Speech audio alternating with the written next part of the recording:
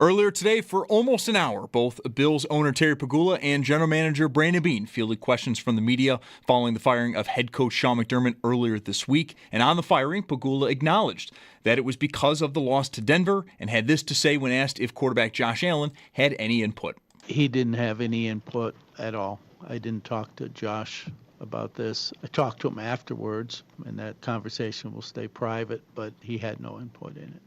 On the next head coach, we do have some names who have been reported that are getting interviews. We'll get to those here in just a moment. But general manager Brandon Beane spoke on what kind of search this will be.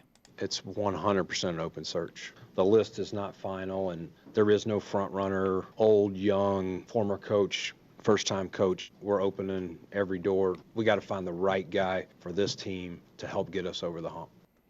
We'll get more on what was heard today when Sal Capaccio joins the show later today at 4 p.m. And if you do want to listen back to that nearly hour-long press conference, you can find it on the Odyssey app or on our website, WGR550.com. Now to the names, though, that have been reportedly getting an interview with the Bills, and get your pen and paper out because it is a few. Former Bills OC and former Giants head coach Brian Dable, current Bills offensive coordinator Joe Brady, Colts defensive coordinator Lou Anarumo, Jags offensive coordinator Grant Yudisky, Dolphins defensive coordinator Anthony Weaver, and Commanders running back coach and former Chargers head coach Anthony Lynn. In other news, the Sabres, they're off tonight. They'll be back at it tomorrow in Montreal. Tonight, though, 6 games on the schedule. Toronto hosts Detroit at 7, 2 games at 9, Anaheim at Colorado, and the Mammoth hosting Philadelphia. 2 games then at 9:30, Penguins out west versus Calgary, and the Islanders at Seattle. Then at 10, Washington at Vancouver. And then in college hoops, UB women at Miami of Ohio. Tip-off of that game at 7 and can be heard over on our sister station, the Bet 1520. That's your Paddock Chevrolet Sports Update. Paddock Chevrolet celebrating 90 years of being your hometown dealership. I'm Zach Jones for WGR Sports Radio 550.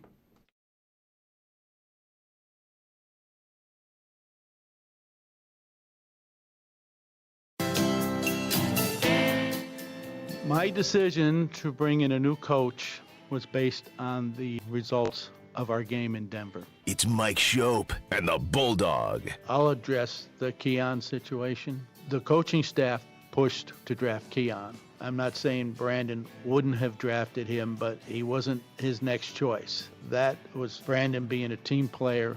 A few moments later. No, he was my pick. I made the pick. Terry's point was that we might have had it in a different order of personnel versus coaching, and I went that way.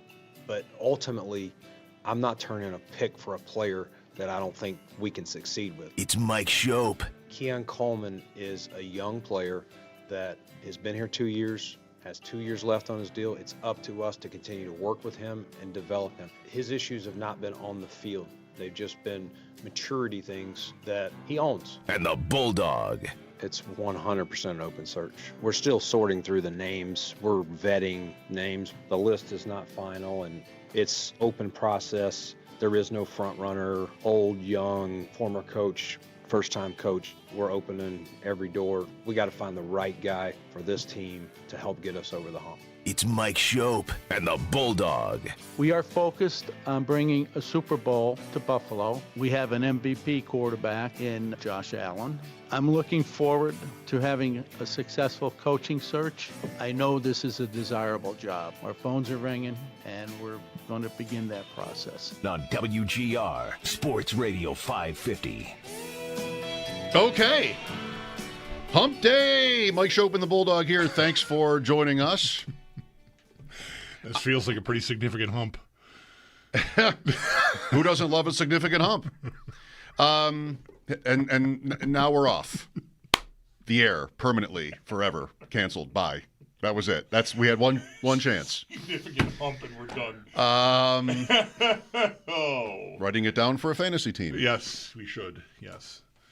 I have one main takeaway. One thing I'm thinking about the most. But I'm happy to let you go first if you want. I mean, I don't know exactly how you're feeling or what you're thinking at all. I know that it worked out for you on the bike.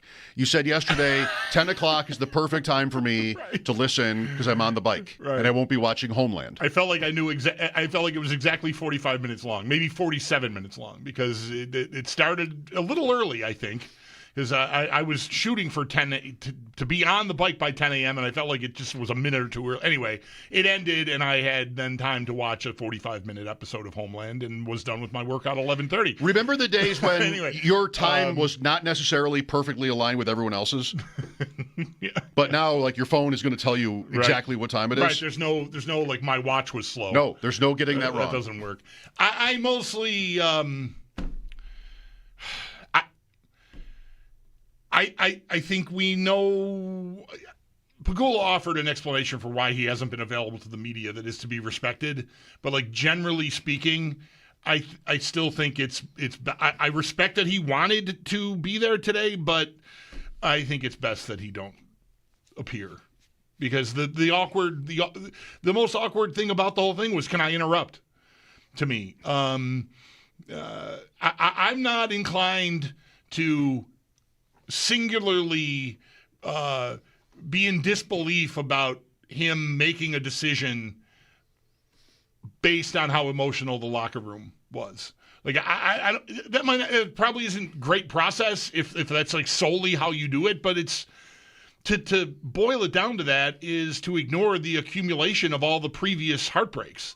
Like I think there can be a moment in life where you are standing in a familiar surrounding that you've been in before and just say, I don't think we can keep doing this.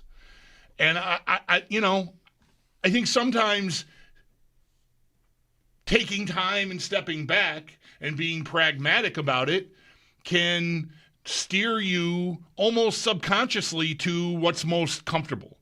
And what is most comfortable is to not make a big change. And maybe that's how we ended up here in the first place, with it getting to 9 years instead of it ending after 5 or 6 or 7 or 8 even.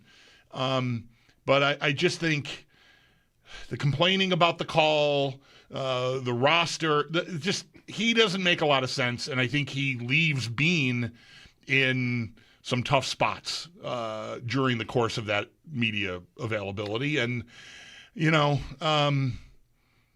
it felt sort of like the whole week has been, which is what are we really doing? What are we trying to spin? What are we trying to get across? And I think if today had happened without the preceding 48 hours worth of us arguing about the roster and them spinning big media, Ian Rappaport, to like, oh, well, there was disagreement and all this sort of stuff, I think today could have gone down a lot smoother. But I'm skeptical about them arriving at the conclusion that they made public today, that Terry felt they were emotionally wrecked and I need to do something. Because I think they tried another approach when they first dismissed McDermott and underestimated vastly how emotional the fan base would be about it, in part because of how they handled it. And they handled it in a way that tells me they didn't think they would get an emotional reaction from the fan base. Maybe they dipped into this show for 15 minutes on Mondays after a loss and thought everybody wanted McDermott fired. When I think sitting in these chairs, we've always suspected that that's some portion of the fan base that's vocal and loud. But a lot of people, I think, respected the job that was done and would have wanted to stay the course. I don't know if I really care that much about exactly when the light bulb went on for Pagula about this idea, like when he decided to do it, whether it was in the locker room or after or before. I feel like it's super obvious now that there was a problem between McDermott and Beane, or McDermott and Pagula, but McDermott and Beane, probably. It's come across in the press releases by both the Bills and from Sean. Like, neither mentions the other. We've wondered about this. You've been a leader in this, wondered about it all season, whether McDermott is dissatisfied in some way with who he's got. And I think today just made that, it took nothing away from that take. My number one thing is, I cannot believe how clean this break is between the two parties, between the Bills and McDermott. I can't believe it. I can't believe, even if it's not genuine, which tells you that it's real. I mean, the fact that they're not even pretending that, we still love you. Like, it's such a clean break. And that's really incredible. I mean, we're not used to, this Bills run compares with what in our history? I mean, the 90s Bills, the Sabres have popped their heads up like a whack-a-mole game a couple of times along the way, but really this is about as long a period of success as we've ever enjoyed as fans. Yeah. If you tack on the Flutie, Johnson, Wade years onto the 90s, that's about the same time frame, right? That's 88 to 97. So it's 99. It's close. 99, that's right. Yeah. Anyway. Regardless, it's really incredible to me. There's almost like there's spite in the air. And I can't believe it. I mean, the Bills may have not been this we're moving on quite to this extent since Doug Marrone. And he quit. There was probably more, we appreciate you, maybe not Marrone because of his quitting, but other guys, it just feels so like it really didn't happen this 9 years. And I'm not coming at this from a particular standpoint of, loving McDermott. It's just man, the Bills went from nowhere to whatever you want to say they are now and have been for the last several years. And the owner and the GM talk like it didn't really happen. And I mean, everything is veiled. Every reference to what has happened really just doesn't give McDermott any credit for it. That's how it sounds to me. And that's, to me, incredible. Because I think the worst that I would tell you, I mean, surprise, we're asking everybody, we're taking questions from fans and different radio shows, are you shocked? I'm saying, I'm not shocked, but I'm very surprised that this happened. That's what Sal said. I mean, that's what Eric Wood said. That's how I think most of us are in this. But it's incredible to me that it doesn't sound like you would expect it to have sounded after this 9 years, which is, I mean, almost to the point of maybe not tears, but just having a tough time processing, understanding that we're moving in a different direction here. It doesn't sound like it's any trouble at all to them. Right. They're just, I think that's a very good point. I think they decided a long time ago that somebody was going to go. And I think it was always probably McDermott because, as I've said for a couple days, it's so much easier for the GM not only to be swayed, for the owner to be swayed by the GM, but to sort of go forward looking for a coach instead of looking for a coach's boss, in essence. And so, I mean, I think whether it was Saturday night or some other time, this was coming. And I think you could probably have discerned from Allen and McDermott after the game and maybe other players on Sunday that they knew. So maybe that's wrong, but I just can't believe how fast the Bills have moved away from him. It's just we don't want to give him. They don't want to give him any credit. I mean, and Coleman being such a flashpoint is amazing. That's really where, if you want to say Terry Pagula shouldn't do press conferences, Coleman is the reason why today. Right. He's on the team. It's a lot like some of the things I said about Beane, sort of inflicting scrutiny and derision and criticism on himself by not being able to control his temper or misreading the room. I think the initial reaction to the firing, there's some of that, which I referenced yesterday, the thing about the trade deadline, and I almost got Jalen Waddle as that, and quintessentially, of course, the April appearance on our morning show was that. Keon Coleman from the owner today is another version of that. You did not need to complicate that situation any further by making him such a focal point of this thing. And that's entirely, I don't blame Beane for that. He's not the one who, he was asked about him, and I'll bet could have crafted an answer that we would never have talked about for 2 seconds. But the owner can't help himself. He's got to take another shot at, and whatever nuance there is to the coaching staff as opposed to Sean McDermott being the one who wanted that pick. You know how that lands on everybody listening. If it gets clarified later, no one cares. He said the coaching staff wanted him. Who's the coaching staff? That's who heads the coaching staff. It's Sean McDermott. So the guy that we just fired wanted our biggest problem. Or Brady, who is interviewing for the job. Yeah. Who else could it be besides the two of them, one or the other? Right. I mean, that's a question for whether McDermott really sticks his head in all the way on offensive players. Yeah.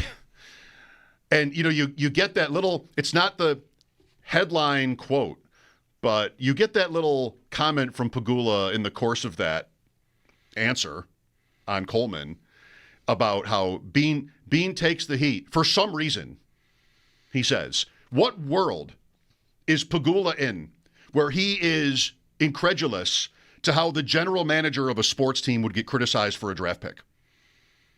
Like, I think if I were a sports owner, completely, pretty much beyond reproach, right? I don't have to answer to anything. I just get to sit here and my team, my asset makes money constantly, no matter what I do wrong, doesn't change anything. It's just more and more money all the time. I wouldn't want to talk to Sal. I would think I'd be above that. No, not to pick Sal out. We love Sal, but just anybody. Right. I wouldn't want to talk. I wouldn't feel like I needed to answer to anybody. And right, I'm paying you a couple $1 million a year to do that for me. Whatever. Yeah. I would probably feel very possessive of my decisions and how I got to this point in life. And really, why do I need to answer to Bulldog?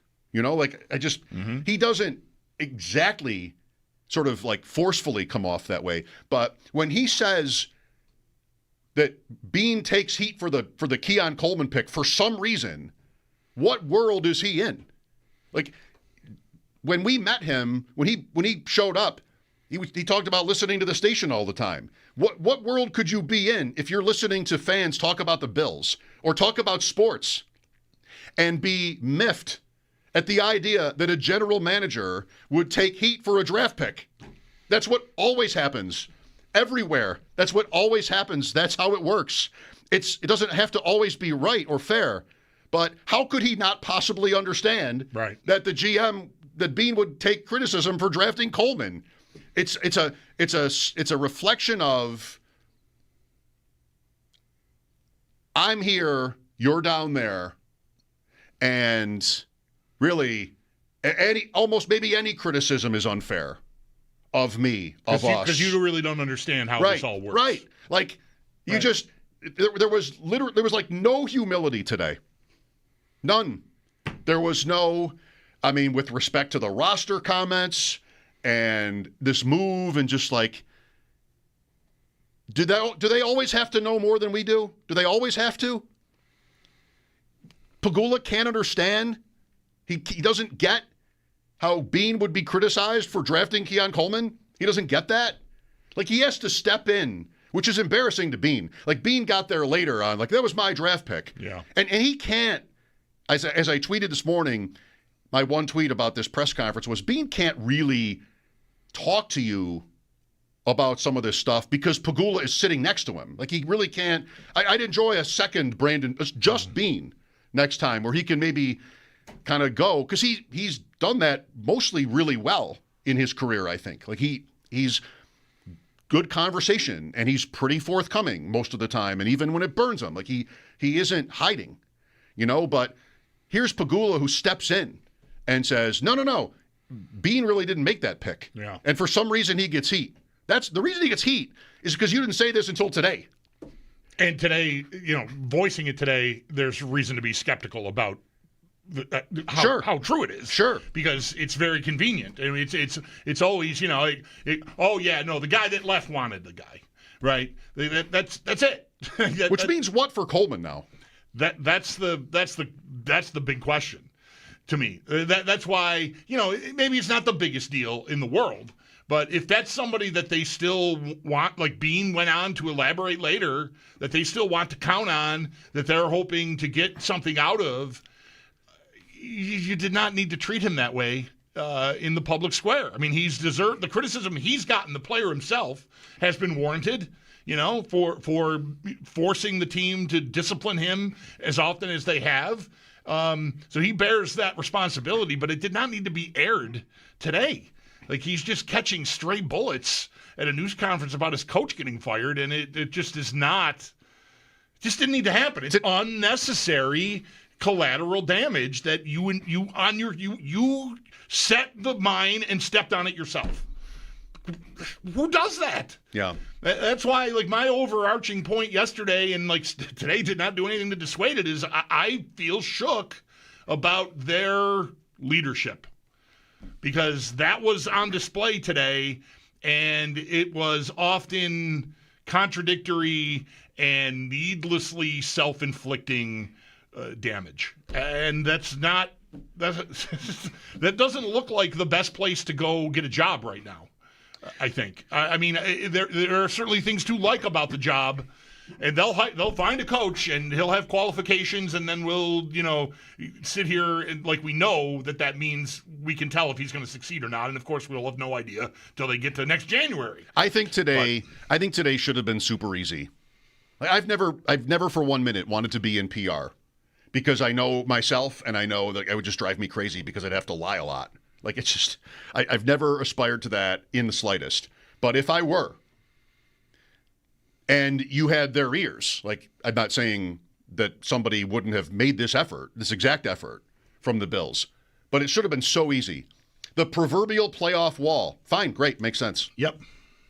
Anybody out here can understand that. Anybody who follows sports knows examples of that, can understand that. We went to the playoffs this many times and never made a Super Bowl. That's it. Like, that's perfectly reasonable. Fine, great. And then the rest of it is you show appreciation for the work and how McDermott really took your franchise from A to, like, not even B, way past B. He is maybe more responsible, maybe Allen, but I mean, he's the head coach. He elevated the entire production. And you spend the rest of the morning not losing sight of that and recognizing that people also really want to hear, like, some actual acknowledgement of McDermott's success. And that's it. Like, we hit the wall, we didn't make it, and you don't get the job forever. You don't have to be blunt like I'm sort of being as I'm running off, but obviously, like, that's it. And when it comes to questions about the roster, I mean, are you in touch? How could you possibly insist or maintain that it's actually still a great roster? No one thinks that. Who's their fourth best player?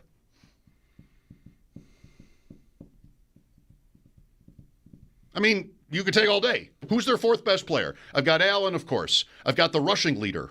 All right? And I've got Dawkins. Benford, maybe. All right. But what is, how do you measure a great roster? Depth? Backups?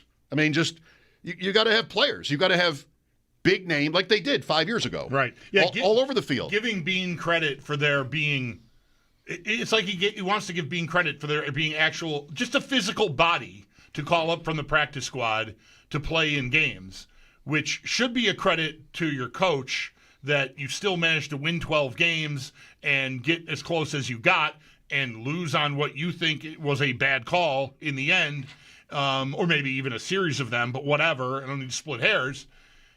But those two things don't jive. Like, every team has guys that are eligible to be called up from the practice squad because that's what happens. But the point is, do you have enough, the Slay Ingram thing, for example, like that was a guy they trusted that knew the system, and he got poached because you tried to swing big for someone else, and you didn't, maybe you didn't dot your I's and T's before you made the move or whatever happened, but you got burned. So, I don't know, crediting Beane for having Dane Jackson around, but not crediting McDermott for getting through a season where those guys played meaningful snaps almost every week. They were so banged up. Does not really jive. It just doesn't add up. It doesn't make sense. It's one of the things that is contradictory about what we watched this morning, I think. Well, we'll see what happens. Is it, in fact, different than it would have been if they had a sort of a normal press conference and did all the things, we, the experts, would have recommended? I don't know. Like, it's still a Josh Allen-led team, and maybe they'll be just fine. But, the Sabres are the Bills are the Sabres now? A little bit, maybe?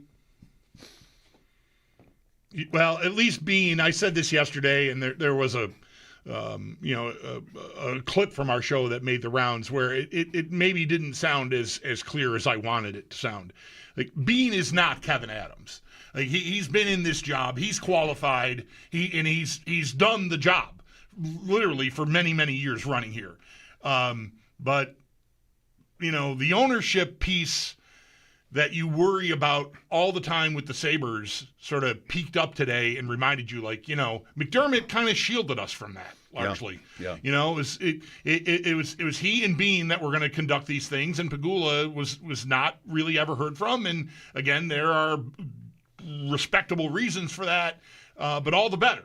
But now he came up, and the results are kind of they can shake you a little bit. A little scary. Yeah. 803-0550. Your call's next. Sal Capaccio at 4. Mike Schopp and the Bulldog. WGR.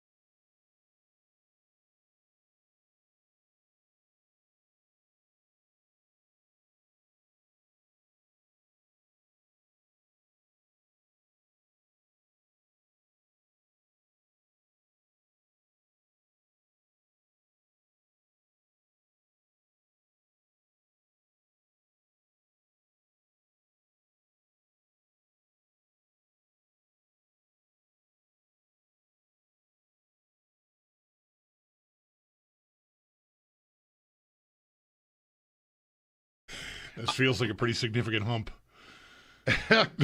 Who doesn't love a significant hump?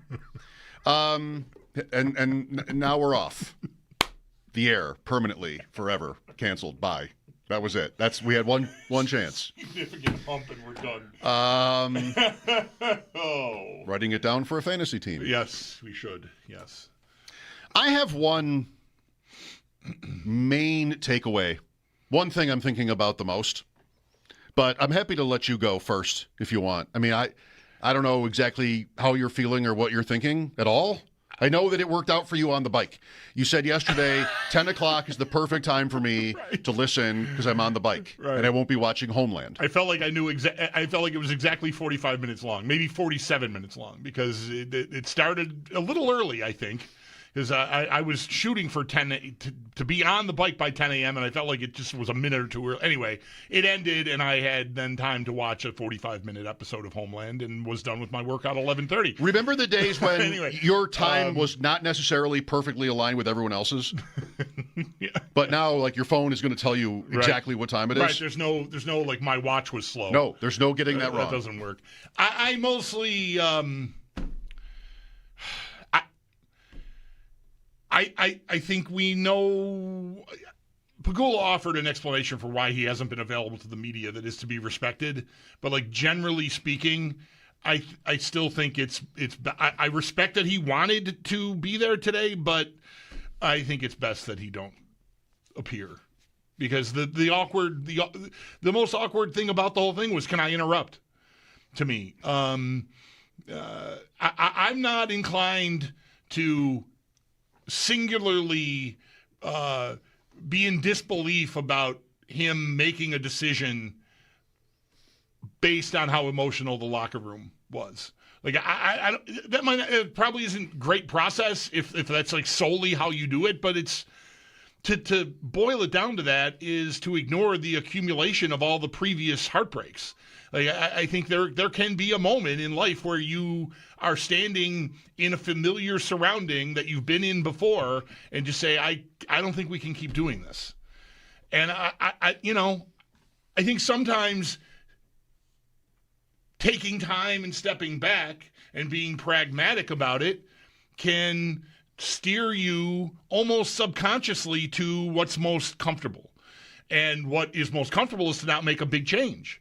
And maybe that's how we ended up here in the first place, with it getting to 9 years instead of it ending after 5 or 6 or 7 or 8 even. But I just think the complaining about the call, the roster, he doesn't make a lot of sense. And I think he leaves Beane in some tough spots during the course of that media availability. And, it felt sort of like the whole week has been, which is what are we really doing? What are we trying to spin? What are we trying to get across?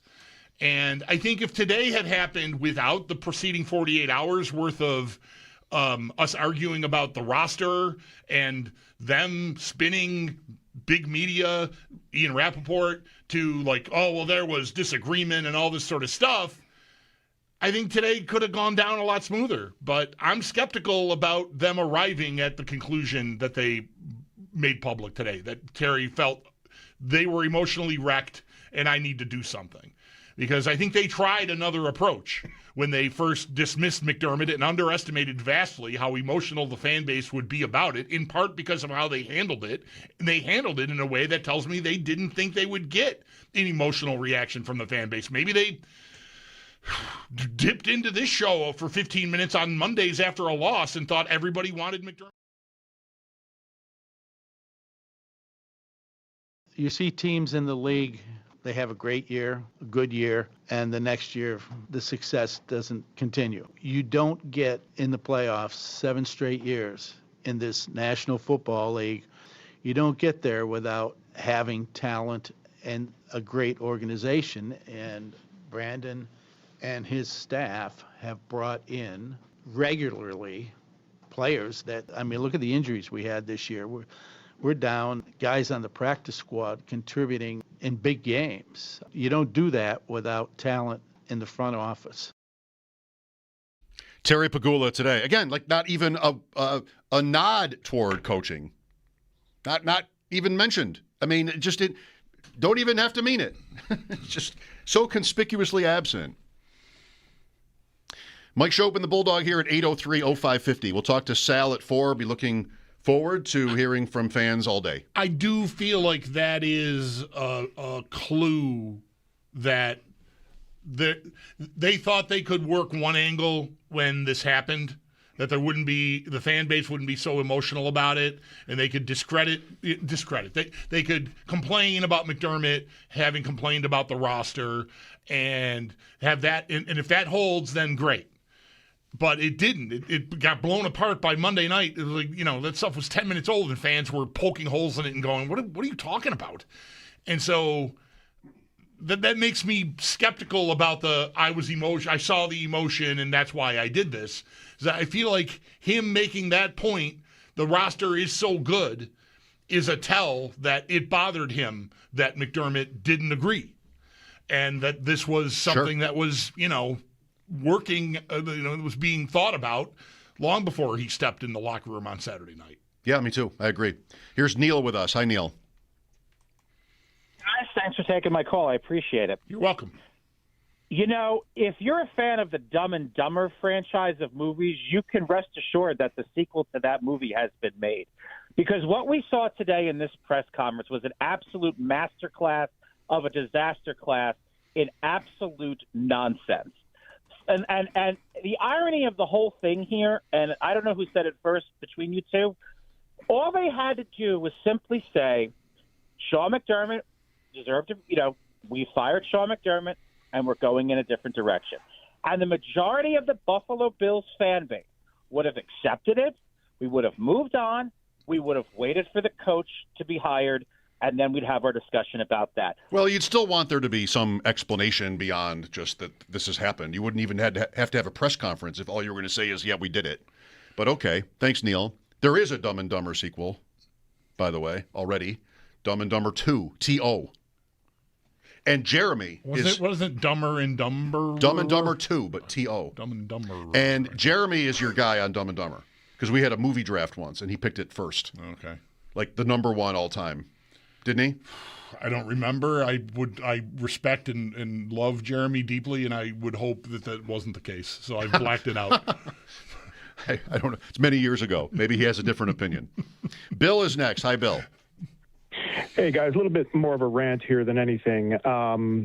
I was not shocked initially when there was a move made, maybe, a little disappointed, whichever, but I was shocked today to have the full realization that the organization is run by a guy who's a few clowns short of a circus.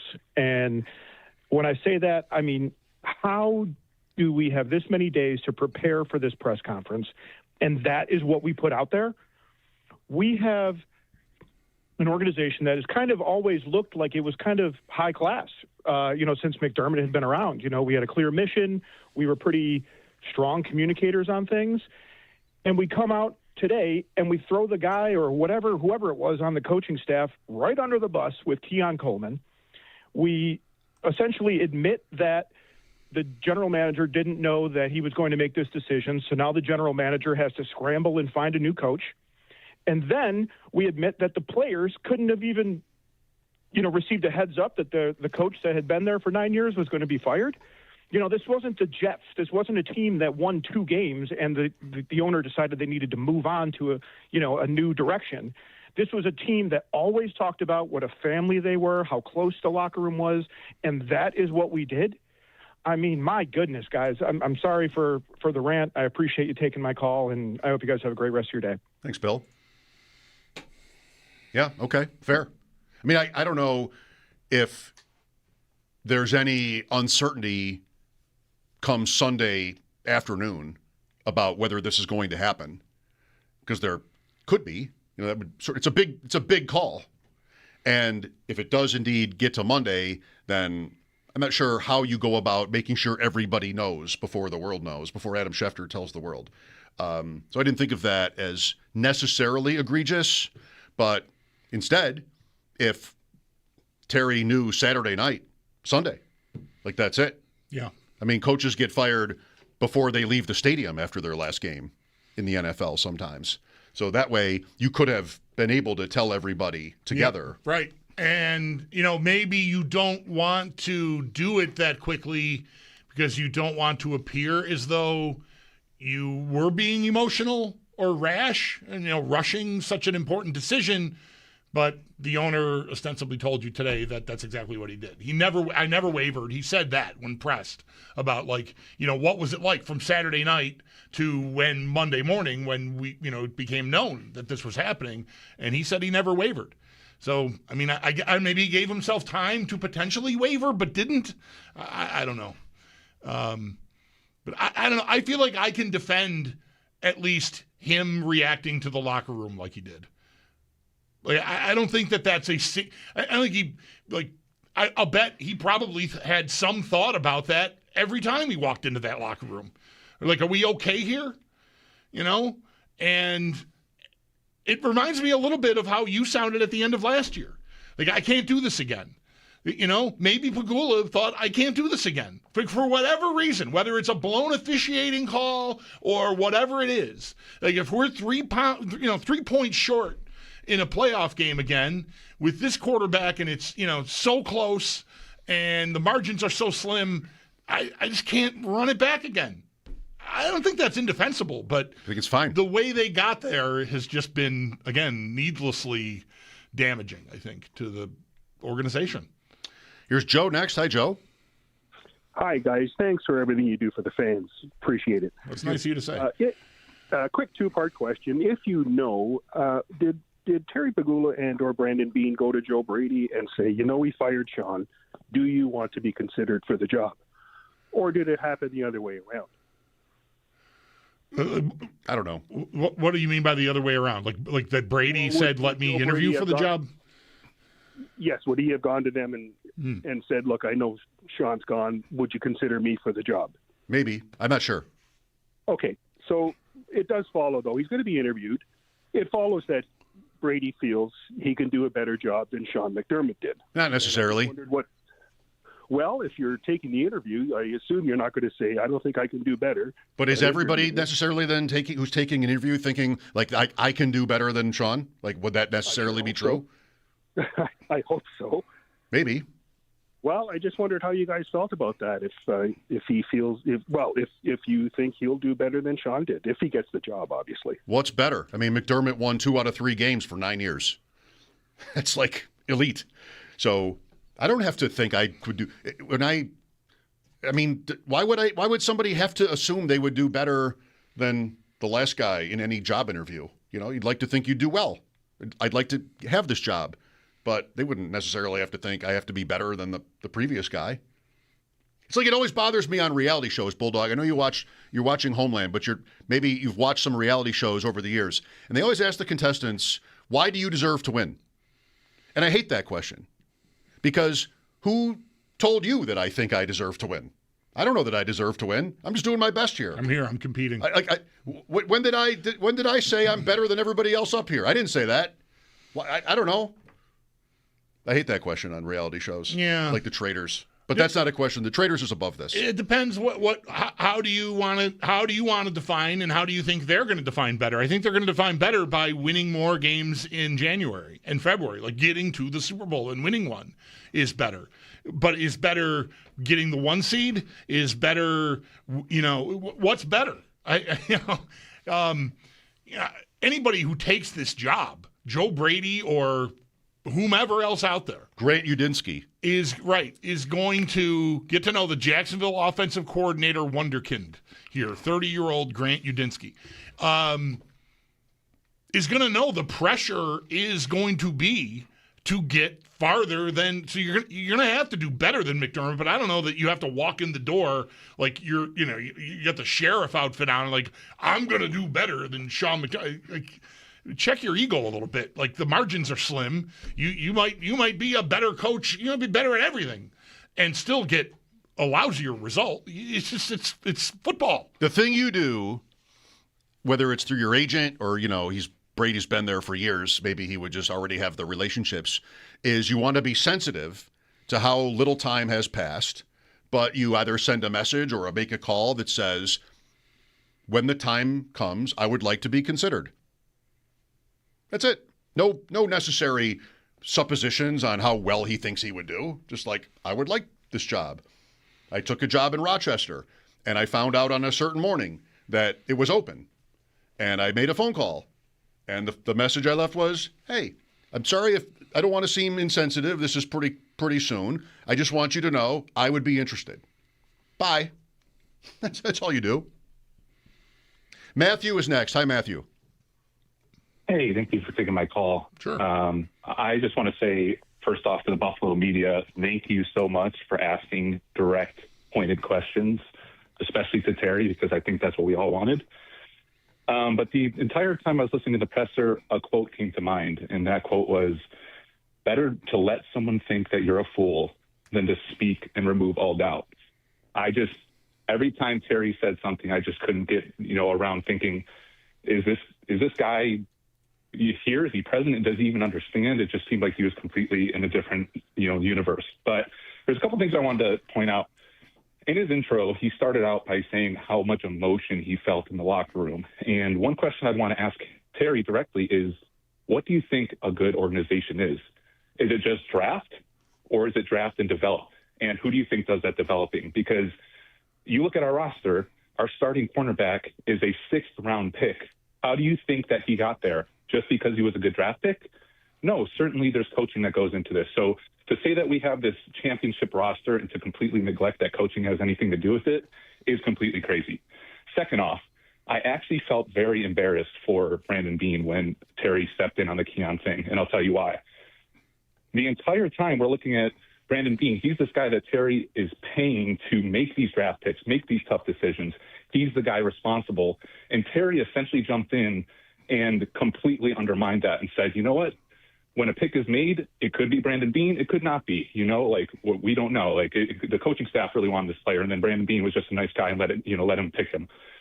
That is just completely crazy. You're paying this man to lead your organization, to make these crucial picks, and at the end of the day, he's the one who made the Keon pick, not McDermott, not other coaches. He's the one who decided that. So to kind of remove any responsibility or try to, I mean, it could undermine anything. Did Brandon Beane choose Josh Allen? Was it the coaching staff? I don't know, So I kind of thought that was crazy. And the last thing I wanted to say was, I don't think it's higher stakes for a new coach coming in right now based on what Terry has said.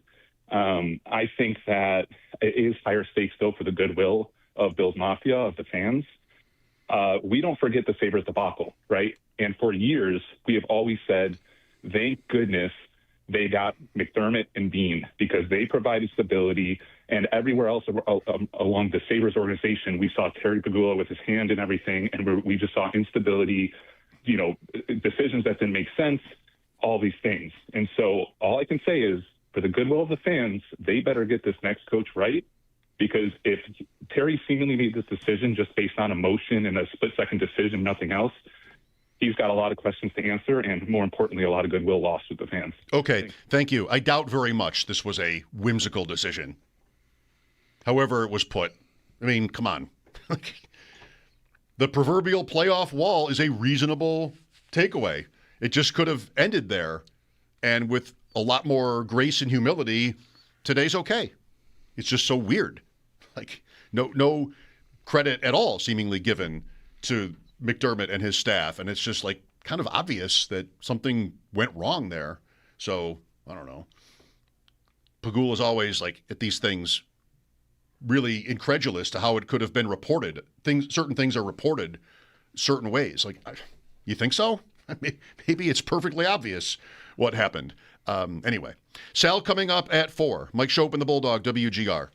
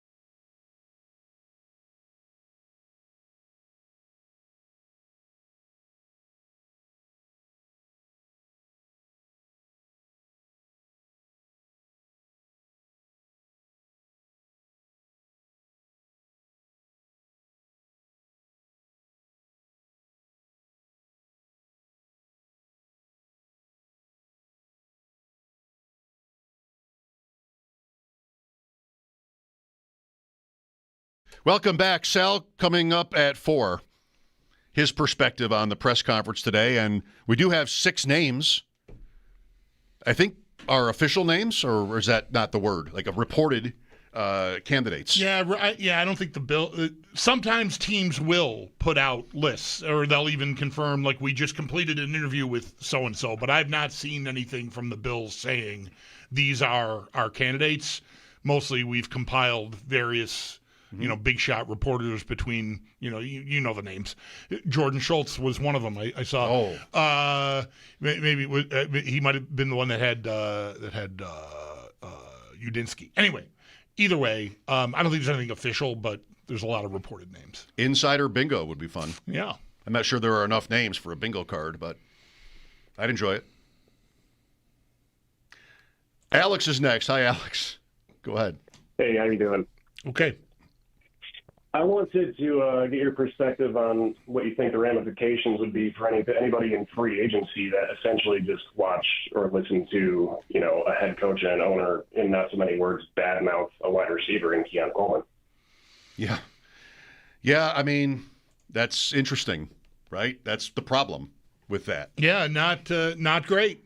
I mean, it doesn't have to be something that cuts your legs out from under you. If you got a receiver out there that's got a chance to come play with Josh Allen and the money works, you probably get over it. But if you had no impression of the Bills front office or ownership before today, there's no way you came out of it thinking, I put them at the top of my list. I don't think. But I mean, everybody's different, and their motivations will be different. But yeah, today didn't help anything. There's I don't think any positive that you can really get out of today. And that's tough when you have an opportunity to speak for 45 minutes and local TV and radio are going to air it uninterrupted because this is important enough to our audience. We're going to we're putting this out here for you.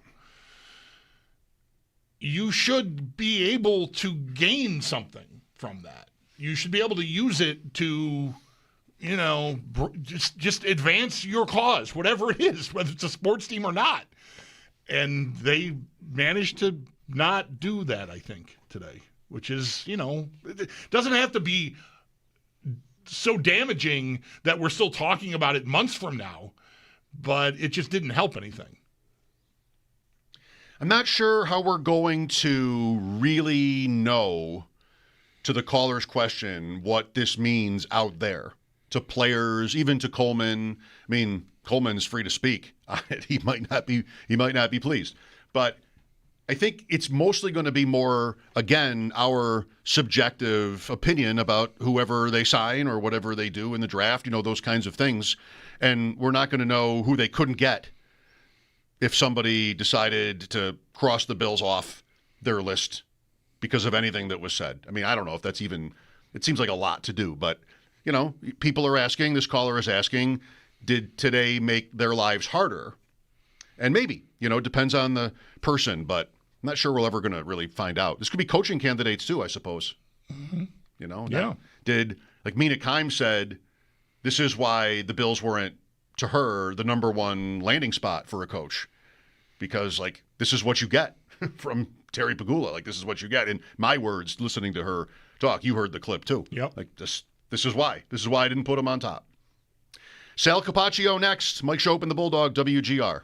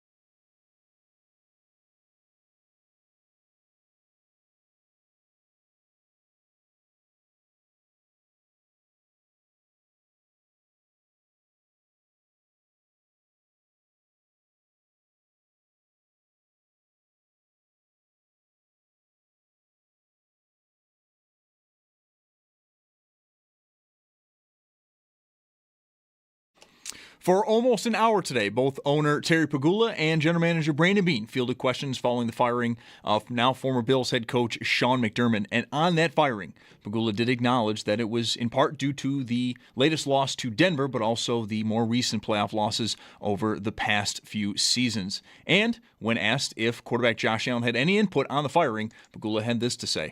He didn't have any input at all. I didn't talk to Josh about this. I talked to him afterwards, and that conversation will stay private, but he had no input in it. On the next head coach, we do have some names who have now been reported that they'll be getting an interview with the Bills. We'll get to that, though, in just a moment. When general manager Brandon Beane spoke, he talked about what kind of search this will be. It's 100% an open search. The list is not final, and there is no front runner, old, young, former coach, first-time coach. We're opening every door. We got to find the right guy for this team to help get us over the hump. We'll get to more on what we heard today when Sal Capaccio joins the show next, so do stay tuned for that. And for also more on what was said today, Sal does have a number of pieces up at our website, WGR550.com. Now to some of the names who have been reported getting an interview with the Bills. And get your pen and paper ready. There are a number of them. Former Bills OC and former Giants head coach Brian Dable, current Bills offensive coordinator Joe Brady, Colts defensive coordinator Lou Anarumo, Jags offensive coordinator Grant Yudinski, Dolphins defensive coordinator Anthony Weaver, and Commanders running back coach and former Chargers head coach Anthony Lynn. To some other news, the Sabres are off tonight. They'll be back at it tomorrow in Montreal. Tonight, though, we have 6 games on the schedule. Toronto hosts Detroit at 7, 2 games at 9, Anaheim at Colorado, and the Mammoth hosting Philadelphia, 2 games at 9:30, Penguins out west versus Calgary, and the Islanders at Seattle. Then 1 game at 10 to wrap up your evening, Washington at Vancouver. That's your Paddock Chevrolet Sports Update. Paddock Chevrolet celebrating 90 years of being your hometown dealership. I'm Zach Jones for WGR Sports Radio 550.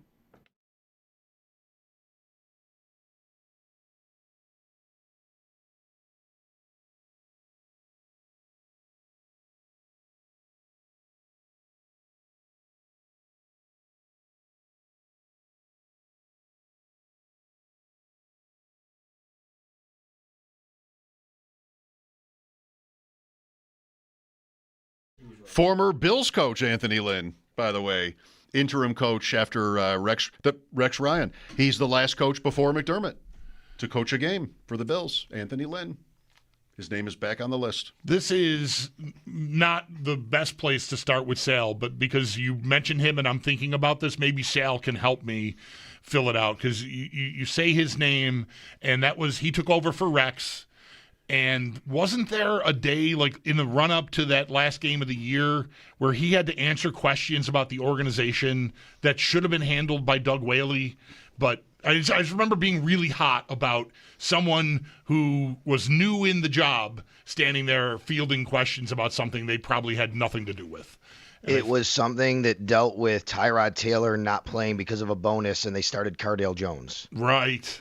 And Anthony Lynn was the one standing there answering those questions. That's right. And I thought, what are we doing here? Why is this man being forced to answer these questions? Someone above him should be answering these questions. EJ, and then Jones went in, and there's a ridiculously funny play. Thank you, EJ. That's right, yes. There's a funny play from that game where like the Jets kick off and nobody picks the ball up for the Bills, and the Jets just fall in the end zone for a touchdown. I believe that was Mike Gillisley. Well, great memory, Sal. Who was close to the ball and didn't pick it up. You got to pick it up. I'm sure you got a lot of stuff rattling around in your head with everything that's happened since Saturday and especially today. But you're right there with an answer and specific details on exactly what it was. You got to pick the ball up. Come on, we all know this. Yeah. All right. Was a ball dropped today? Sal Capaccio with us now on the West Her hotline. Bulldog put it one way a few minutes ago, Sal, that the Bills didn't help themselves this morning. Would you think to say the same? Sure. I think nationally, like looking at the response afterwards, reading people, listening to people, I think from the outside looking in, that is certainly the case. I think when you're a little closer to the situation, I've spoken with some of my media colleagues and friends in the media room who aren't quite as much there, where like, oh, they did this disservice, that disservice to themselves, they didn't help themselves. I think that's a good way to put it, though, not helping themselves. I don't think it was quite from that perspective from people who were there, like some sort of disaster like that. There were definitely times they stepped in it, or Terry Pegula could have phrased something or did something differently. I think the national perspective of what happened today in Buffalo is a lot harsher and more critical than what it is locally from the people who were there.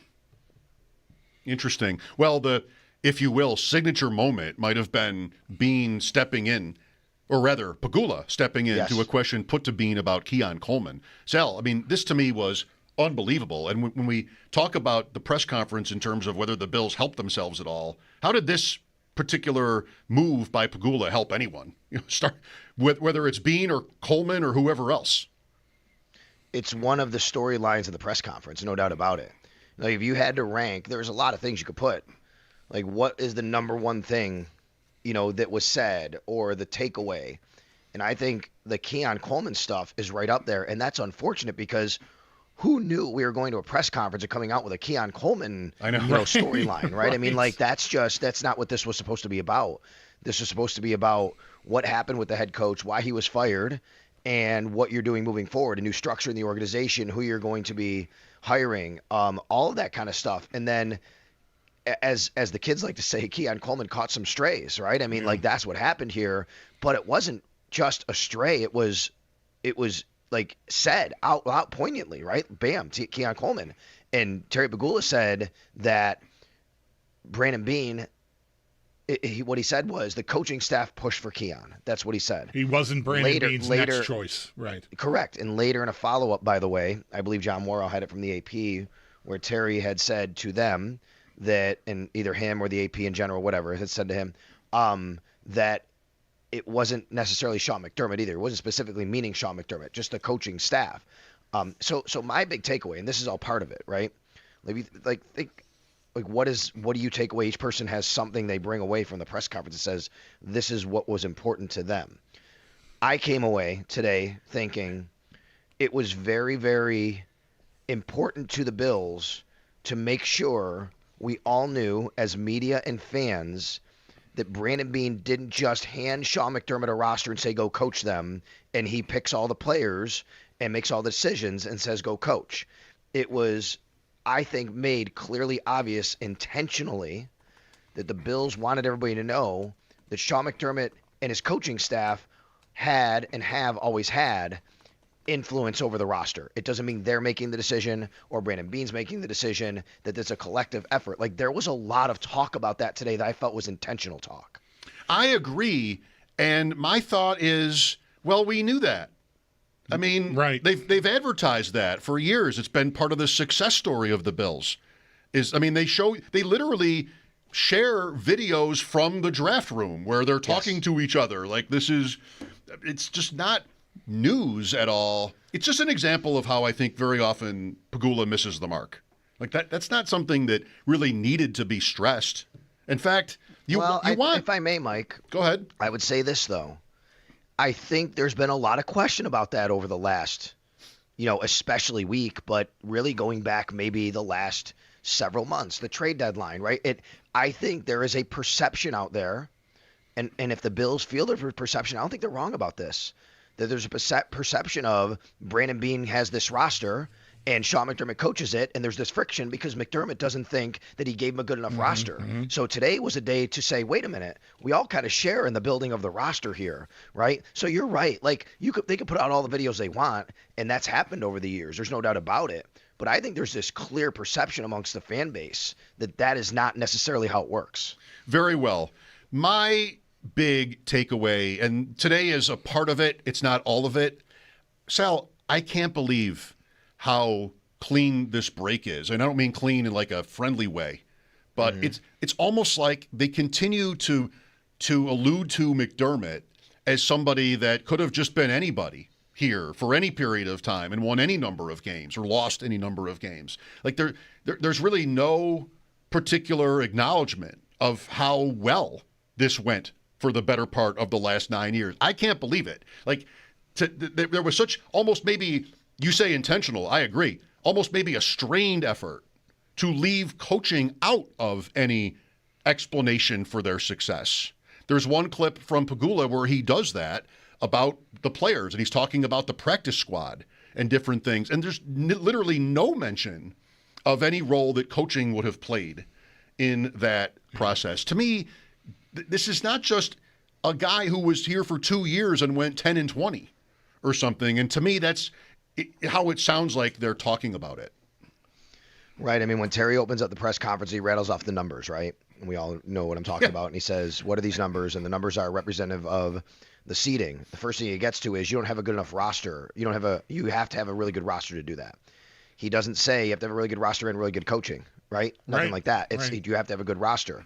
Later on, he had a direct quote of, he said, great roster, good coaching. Like those words were said, those 4 words in order like that about something else. So it does feel like here that he's going by, hey, I walked in the locker room, which, by the way, obviously is a really big story today, right? Like, why did this happen? How did this happen? Yeah. And the story is, and he kept telling everybody, and he said it like 3 times. He's like, look, I'm telling you, I went in the locker room, and the emotion that was pouring out, and I went up to Josh Allen, and I said it was a catch, and he didn't even acknowledge me because he was sobbing so much. And I looked around, and I felt I need a change. They hit the proverbial playoff wall. And I do also appreciate, and let's understand, he said, he was asked again, so did you basically make just a decision based on losing this game? You say it was a bad call. Like you say it's a bad call, and then you're going to fire the coach because you lost a game on a bad call? He said no. It was they hit the proverbial playoff wall is the way he called it. He said 13 seconds, missed kick, the catch. So what's the catch? As much as Cooks? The Cook's catch. yes. Okay. All right. Yes. I'm sorry. Yeah. Duh. I kept thinking, like, did I forget a play?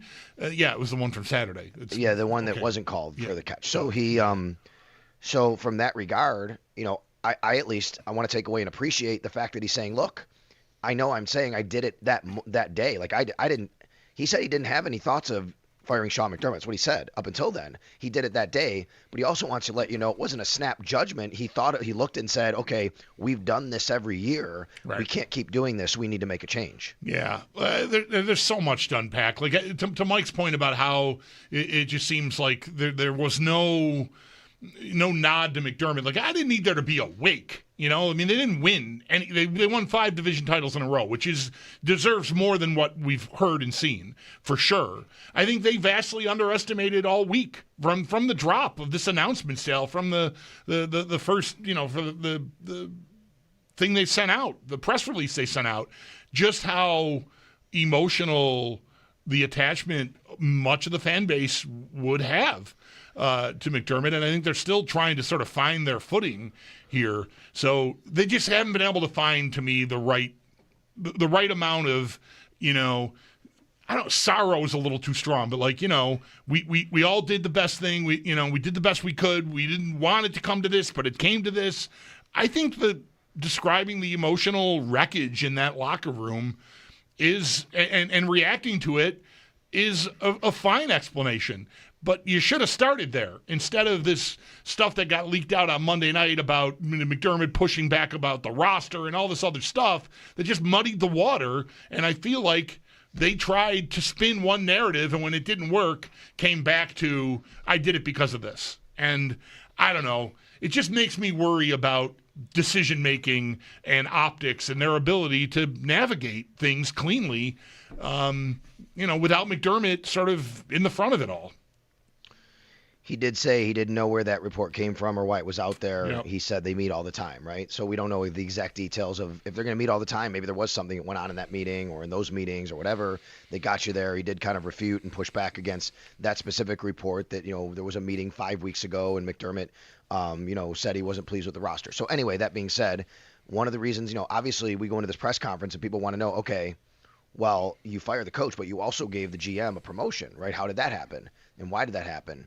And Terry Pagula, made it clear that he believed that Brandon Beane has brought a lot of talent into this organization. And I think one thing I came away with was he wants to make sure, he has the person here who continues to bring in the front office talent. And he mentioned Brian Gaine, and he mentioned Dan Morgan, and he mentioned Joe Shane. And he even mentioned Josh Allen. He actually said he had to do a Houdini act to get Josh Allen. Josh Allen wouldn't be here if it wasn't for Brandon Beane. That's what Terry Pagula said. But I think it was clear today that Terry Pagula has a lot of affinity for Brandon Beane's ability to bring people into the organization that he feels helps his organization be successful. You think Coleman is on the team after today? I don't. I don't either. Like, I just don't know how you can. I know. Like, what are you going to get for him if you're going to trade him? There's only 2 points I think you can move him. Number 1 is near the draft, and number 2 is probably after camp once he's on the team and shows up to training camp. I guess you could try before that, but it feels like those are the only 2 kind of spots along the way that fit. You know what I mean? And what are you going to get? Today, they were trying, to me, to really keep his value up as high as possible while also kind of telling the world, well, the GM who's sitting here kind of didn't really necessarily want him. Right. That's what Beane was doing when he circled back. You know, like, that was my pick. Right. Like, you know, like, yeah, we're going to, young guy, immature, you know, whatever, help him out. We're going to, yeah, okay. You know, that's the, you know, the unforced error point. You know, that's why I said earlier, and Mike alluded to it, like, I don't know how much they hurt themselves, but you have an opportunity, 45 minutes uninterrupted on the local airwaves. You should be able to help yourself. And I definitely don't feel like they did that. You know, they also went into it with, I think, a lot of people already. I mean, you know, you guys see it. Like, it was already a really, I don't know, what do you want to call it, tense, like the angle of which people were coming into this press conference from fans' standpoint was, I don't know if you had a lot of wiggle room for that anyway. You know, it would have been really tough to kind of get people to, oh, okay, yeah, now I totally see. Like, I didn't think that would happen anyway, if you know what I mean. Yep. You know, Pagula, by his performance, I think, has taken a lot of the spotlight off of Beane. You know, we're not really scrutinizing his words so much. But, you know, to the never-ending, or at least the continuing discussion about whether they have enough talent at wide receiver, that, of course, our radio station has been in the middle of the whole time. Which, by the way, he spoke at length of when he was asked a question about that particular interview, yes, which I thought was interesting. That's what I'm getting to. Like, well, that's part of what I'm getting to, is how, like, he regretted, if that's not the word, the pressure he put on his receivers. And I just refuse to believe that for 5 seconds. Like, the Bills couldn't get open because of the pressure that they felt from Brandon Beane talking about how good they were. Come on. I'm not gonna. I don't know. Yeah, I don't know if I'm gonna link they couldn't get open because of the pressure. I think those are 2 separate things. You guys remember when that all happened, and I think you brought me on that day, and my response to you was, well, look, if he agrees with Jeremy and Joe, he's basically sending a message to the room that they suck. You know what I mean? Like, I just I couldn't think that he would do that. Or he's going to protect his guys in some way. To me, that's kind of the way that he was talking today. Well, I put a lot of pressure on them, but at the end of the day, he did say that, you know, he said he spoke out of passion, basically. He spoke out of passion, and guys, we know that, right? He's a loyal guy. Brandon Beane's a loyal guy. He's spoken out of passion for Buffalo in the past and things like that. And, you know, I think today, even though he said it wasn't personal with Jeremy and Joe, he's gone on the radio with them ever since.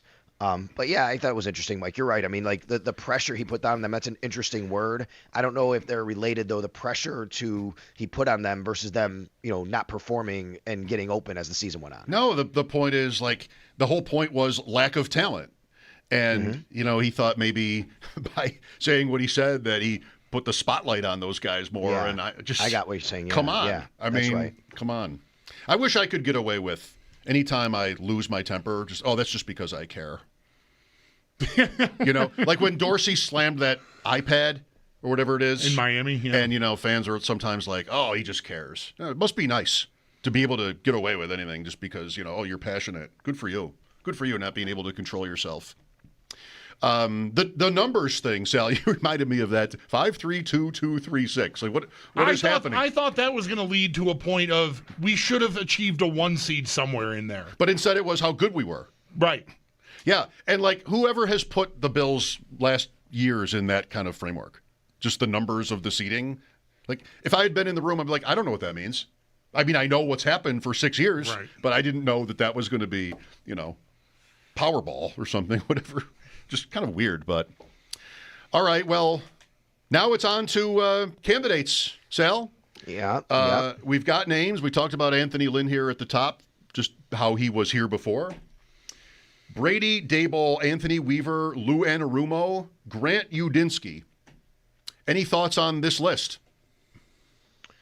Well, it's a preliminary list. I'm sure there's going to be more, and the Bills are challenged here because they're late to the party, so to speak. If they had fired Sean McDermott 2 weeks ago, which obviously wasn't going to happen, there'd be a more lengthy list. And what's happening is the people who would be on that list are already getting jobs elsewhere, and they're hiring coordinators elsewhere. So this is going to be challenging. So as much as I'm sure they would like to be patient, I don't know how patient they can be in this situation, because even if they want somebody who's currently coaching, if that person wins, they can't interview him until after the Super Bowl. And then on top of that, that person's going to be very limited in the people who are available to bring with them.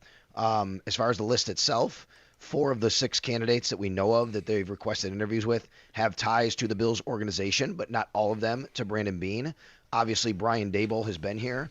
I think it's very notable that Terry Pagula would not say whether or not Josh Allen, endorsed or did not endorse the firing of Sean McDermott.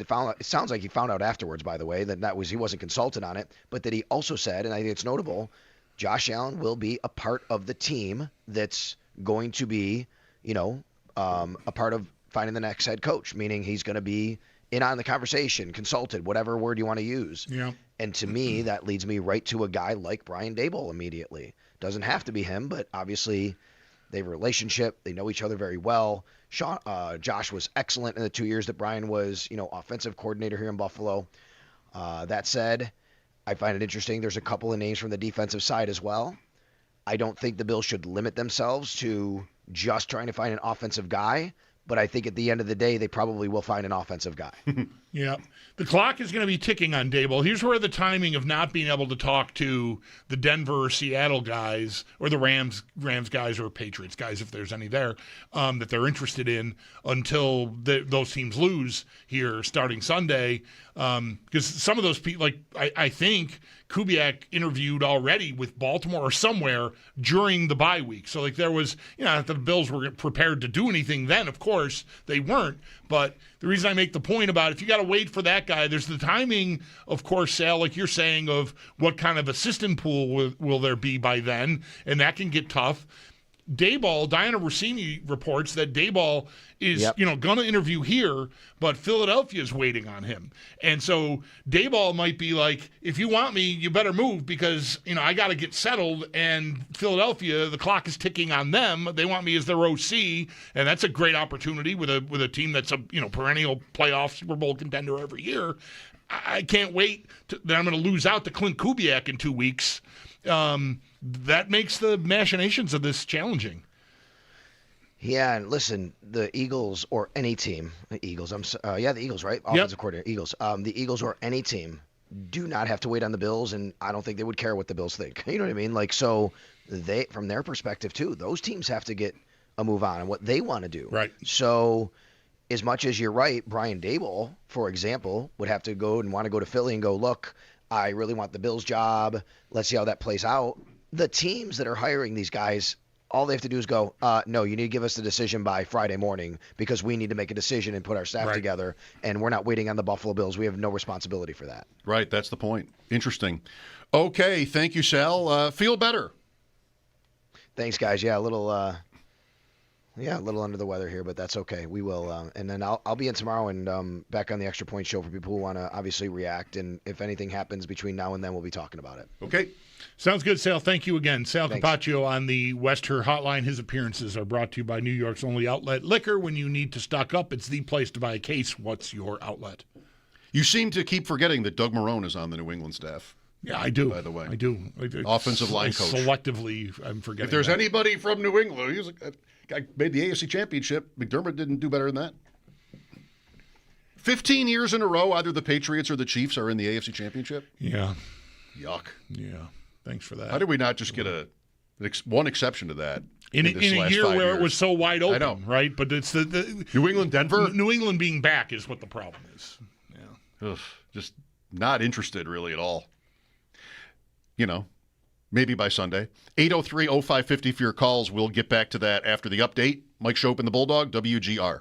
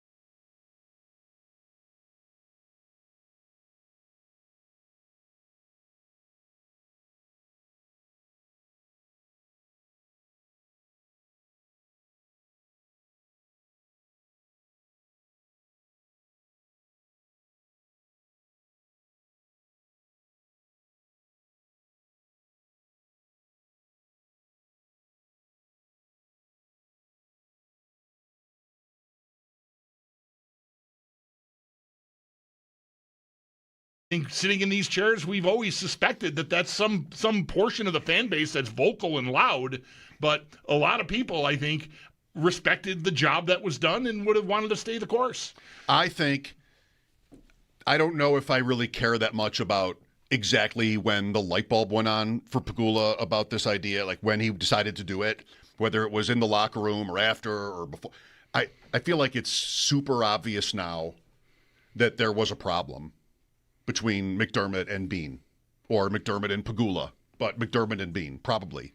It's come across in the press releases. For almost an hour today, both Bills owner Terry Pegula and general manager Brandon Beane fielded questions from the media following the firing of head coach Sean McDermott earlier this week. And on that firing, Pegula did acknowledge it was in part due to the loss to Denver over the weekend, but also the recent playoff losses over the past few years and not ultimately making a Super Bowl. But had this to say when asked if quarterback Josh Allen had any input on the firing. He didn't have any input at all. I didn't talk to Josh about this. I talked to him afterwards, and that conversation will stay private, but he had no input in it. In terms of the blame over the last few years of not reaching a Super Bowl, general manager Brandon Beane, he was quick to shoulder his share. Part of the reason we're here, we have to discuss what happened this week, moving on from a head coach. I bear guilt, blame, responsibility. There's no finger pointing. I understand there's things I could have done better. For more on today, Arnold Salcapaccio has a number of pieces up at our website, WGR550.com. There are, though, already a number of names that are reportedly getting interviews with the Bills for that vacant head coaching position, and get your pen and paper out. It is a number of them.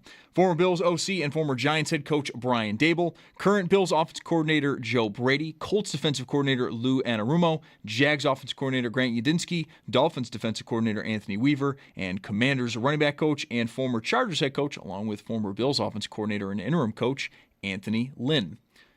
And then in college hoops tonight, UB women, they're at Miami of Ohio. Tip-off at 7, and that game can be heard over on our sister station, the Bet 1520. That's your Paddock Chevrolet Sports Headlines. Paddock Chevrolet celebrating 90 years of being your hometown dealership. I'm Zach Jones for WGR Sports Radio 550.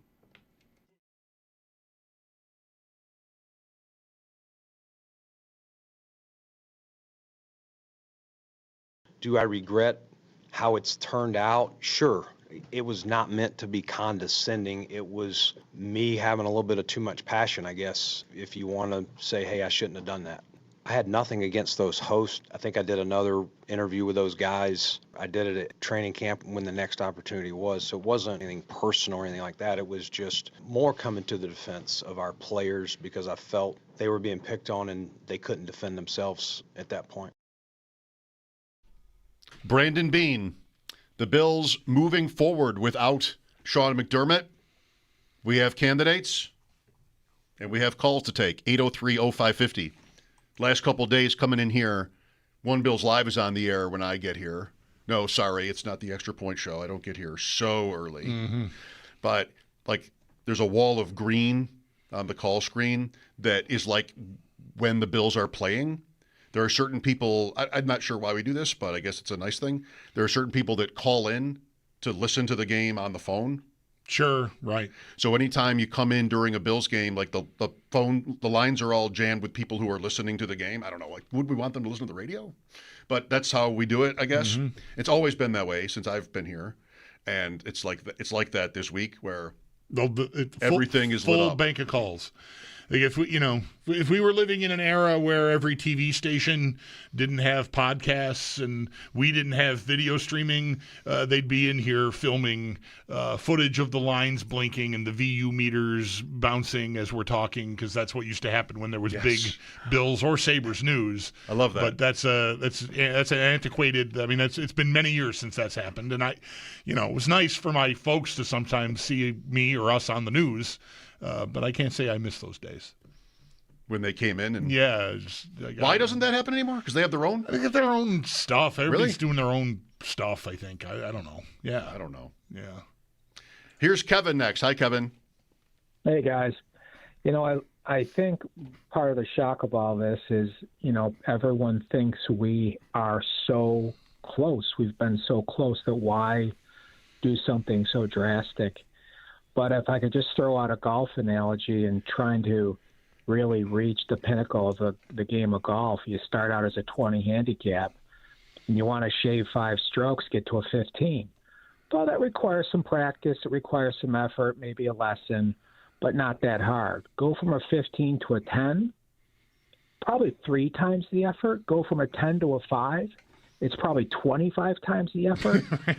But to actually get to the pinnacle, to be really good at it and be the best at the game is probably 25, 30, 40 times the effort. And if the Bills, I think they're probably like a 5 handicap. They make it to the towards the end, and I think we all think they're going to trick the other teams into thinking they don't have these deficiencies. Well, guess what? There's always 2 or 3 teams in every year that they're scratch golfers, and they aren't going to make mistakes. They don't have these deficiencies coming out of training camp, and we do. This year for us it was, second worst against the rush, a receiver room that can't produce. Frankly, and all due respect to Josh Allen, he runs with the ball like it's a beer can. When are they going to coach him out of that? 13 seconds of bad coaching decisions, 5 turnovers. I mean, I think we're further away from perfection than most people think. When you look at Tom Brady and Belichick and the New England Patriots, what you witnessed year over year was a team that was buttoned up. They came out of training camp and they were buttoned up on all 3 phases of the game. And we haven't been. Well, and mostly. Thanks. Yeah, no, I agree. The Bills have been excellent for a long time. I liked how you laid that out, the 15 to a 10, the 10 to a 5. I think most of the teams that are real Super Bowl contenders are all scratch golfers. It's just some of them hit it in the water on 18, and the Bills have hit it in the bunker. When they couldn't afford to.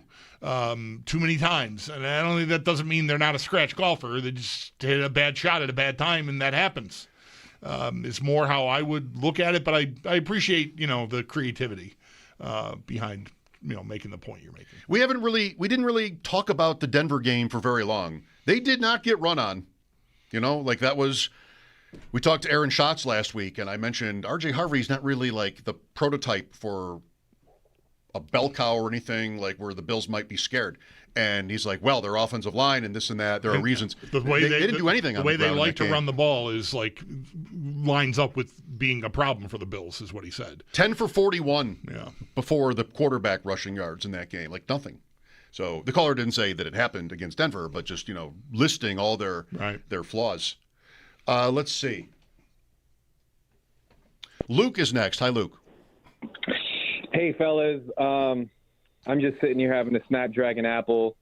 Out of Waken 180 are really happy with me on that one. But I don't know if this has been brought up all day. I know Pagula made this comment. I don't know what the question was, but the answer was, no, that's not fair. The expectation for the new coach is not Super Bowl or bust. And I hear that, and I'm like, well, what are we doing then? Why did you fire Sean then? Are you just trying to do the same thing again for 3 years? I know that you said your goal is a Super Bowl, but how could you say that it's not Super Bowl or bust with this new guy? That's what I got. Thank you. I think it's mostly just because to label it that way makes it that much tougher to succeed or even maybe recruit. I mean, I don't know. Maybe I'm missing the obvious. Why did they do it? Because they didn't get along anymore. That's why they did it. And the loss being so similar and early, like other years, makes it easy. What if they'd won a championship? I mean, that's happened before. Coaches have been fired after that. It just look at the words and listen to today, and there's just a seeming refusal by the owner and the GM to pay McDermott even a modest compliment. And again, I'll say it's hard to end up there no matter how successful you were as a coach. You usually get the platitudes. You usually get how hard he worked and what he meant to the overall and all these things. And nobody's saying that. They blew the press release when they made the announcement. McDermott, for what it's worth, didn't acknowledge Beane back in his, but it wasn't, insincere. Just didn't. And now you got today, and they're just like straining to avoid paying McDermott, giving him any of the credit. And it's like starkly weird. Just like it never sounds like this. Maybe it only does when they've been together for so long, and you just maybe wear on each other and disagree on important things. And it's like, okay, well, it's as good a time as any. We lost again, divisional round. Players are upset. Playoff wall. Okay, I mean, anybody can understand. Yeah. Why you do this. Now it's not unprecedented. Things end. Okay. But I can't get past just how strange it is that there just isn't more love in the air or appreciation or respect, if it's not love, from a team that has campaigned on, with McDermott usually at the front of it. How together everything was. Yes. Yeah, right. And now it's like they don't even know each other. Yeah.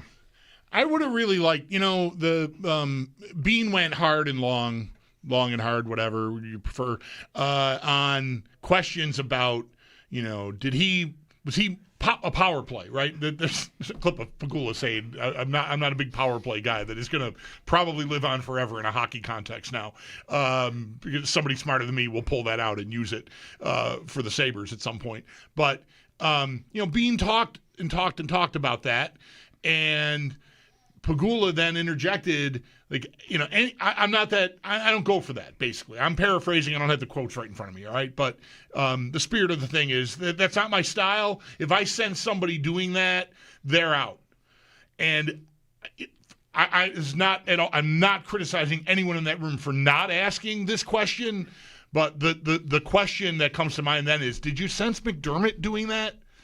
Because all the stuff this season that led the trail of breadcrumbs to there's a divide coming here, right? McDermott, the things about the roster and Jacoby Myers and the trade deadline and Jamarcus Ingram and any other thing that you can add that was a signpost on the way. I wonder if he perceived that McDermott was planting seeds for an end run around Beane, and that was foul to him. He said plainly, I don't go for that kind of thing. Maybe he thought McDermott was trying to do that subtly, but still trying. But maybe it didn't get asked. That seems like a good question. Was one thought that came to mind. I mean, again, I'm not. I've been in those rooms. There's only so much time you have, and you often don't get to interject something that just springs to mind because people have been waiting, and it can be challenging to get everything asked. So. Look for your calls again after a short break. Mike Schopp and the Bulldog here, WGR.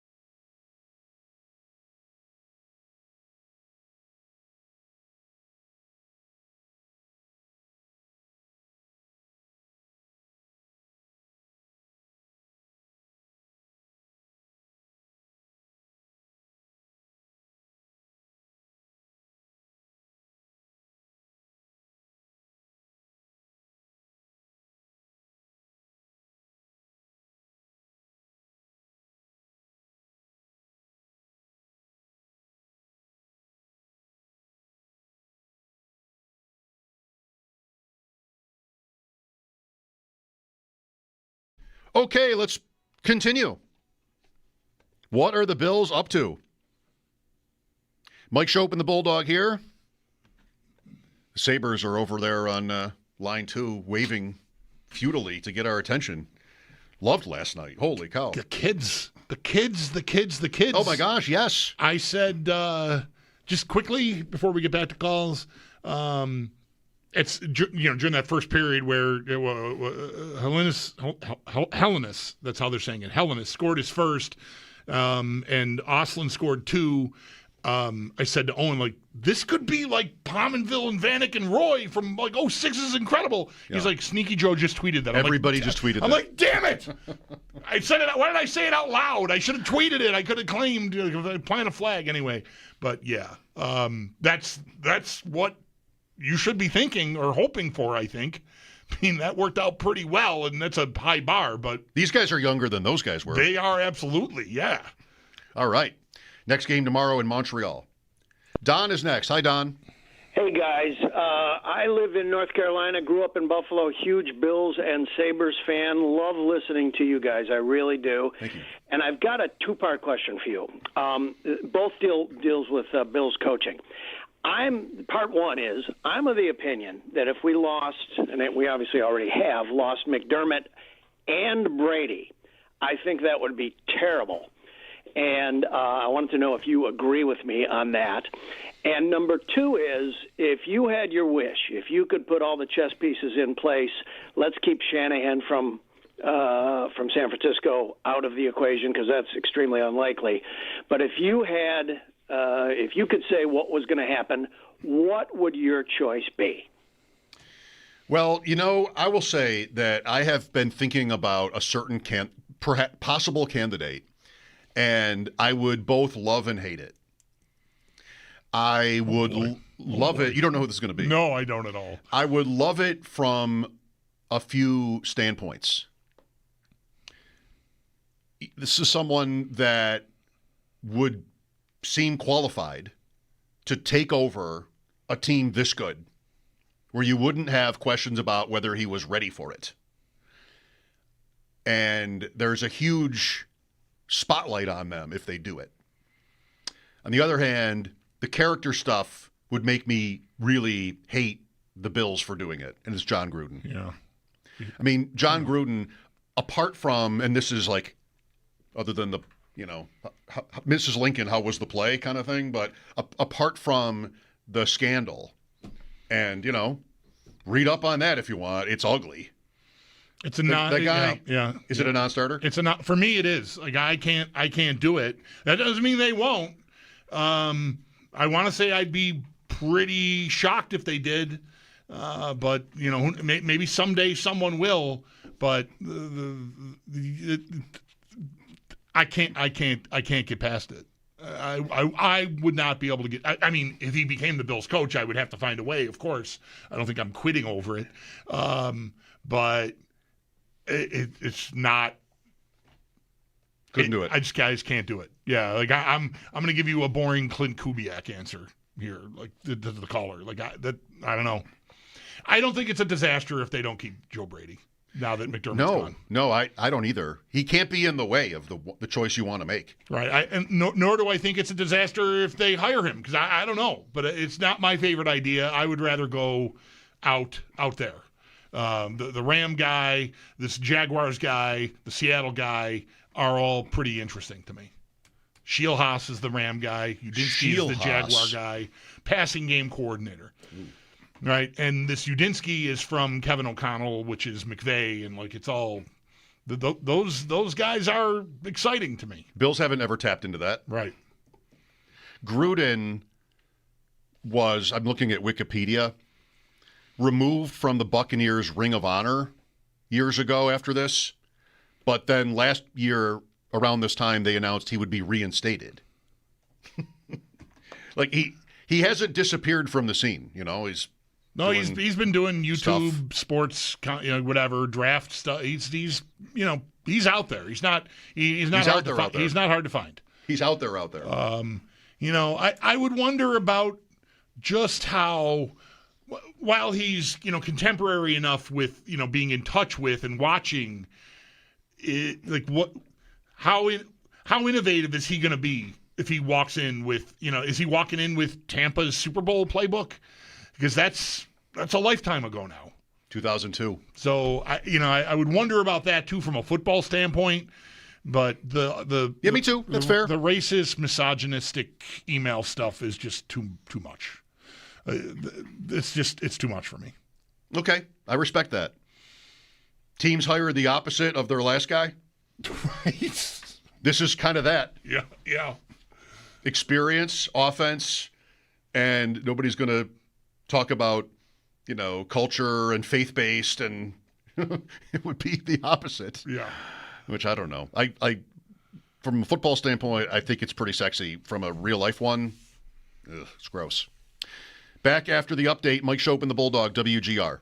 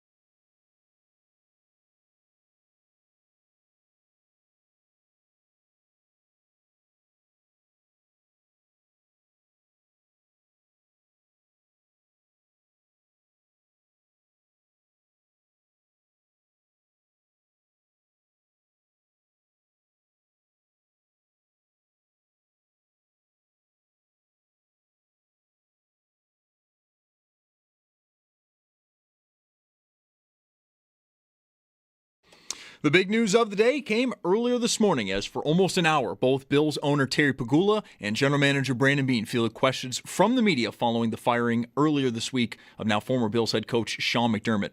On the firing, Pagula did acknowledge it was in part due to the most recent loss to Denver in the playoffs, but also due to the recent playoff losses that have kept the Bills from reaching a Super Bowl. He also had this to say when asked if quarterback Josh Allen had any input on the firing.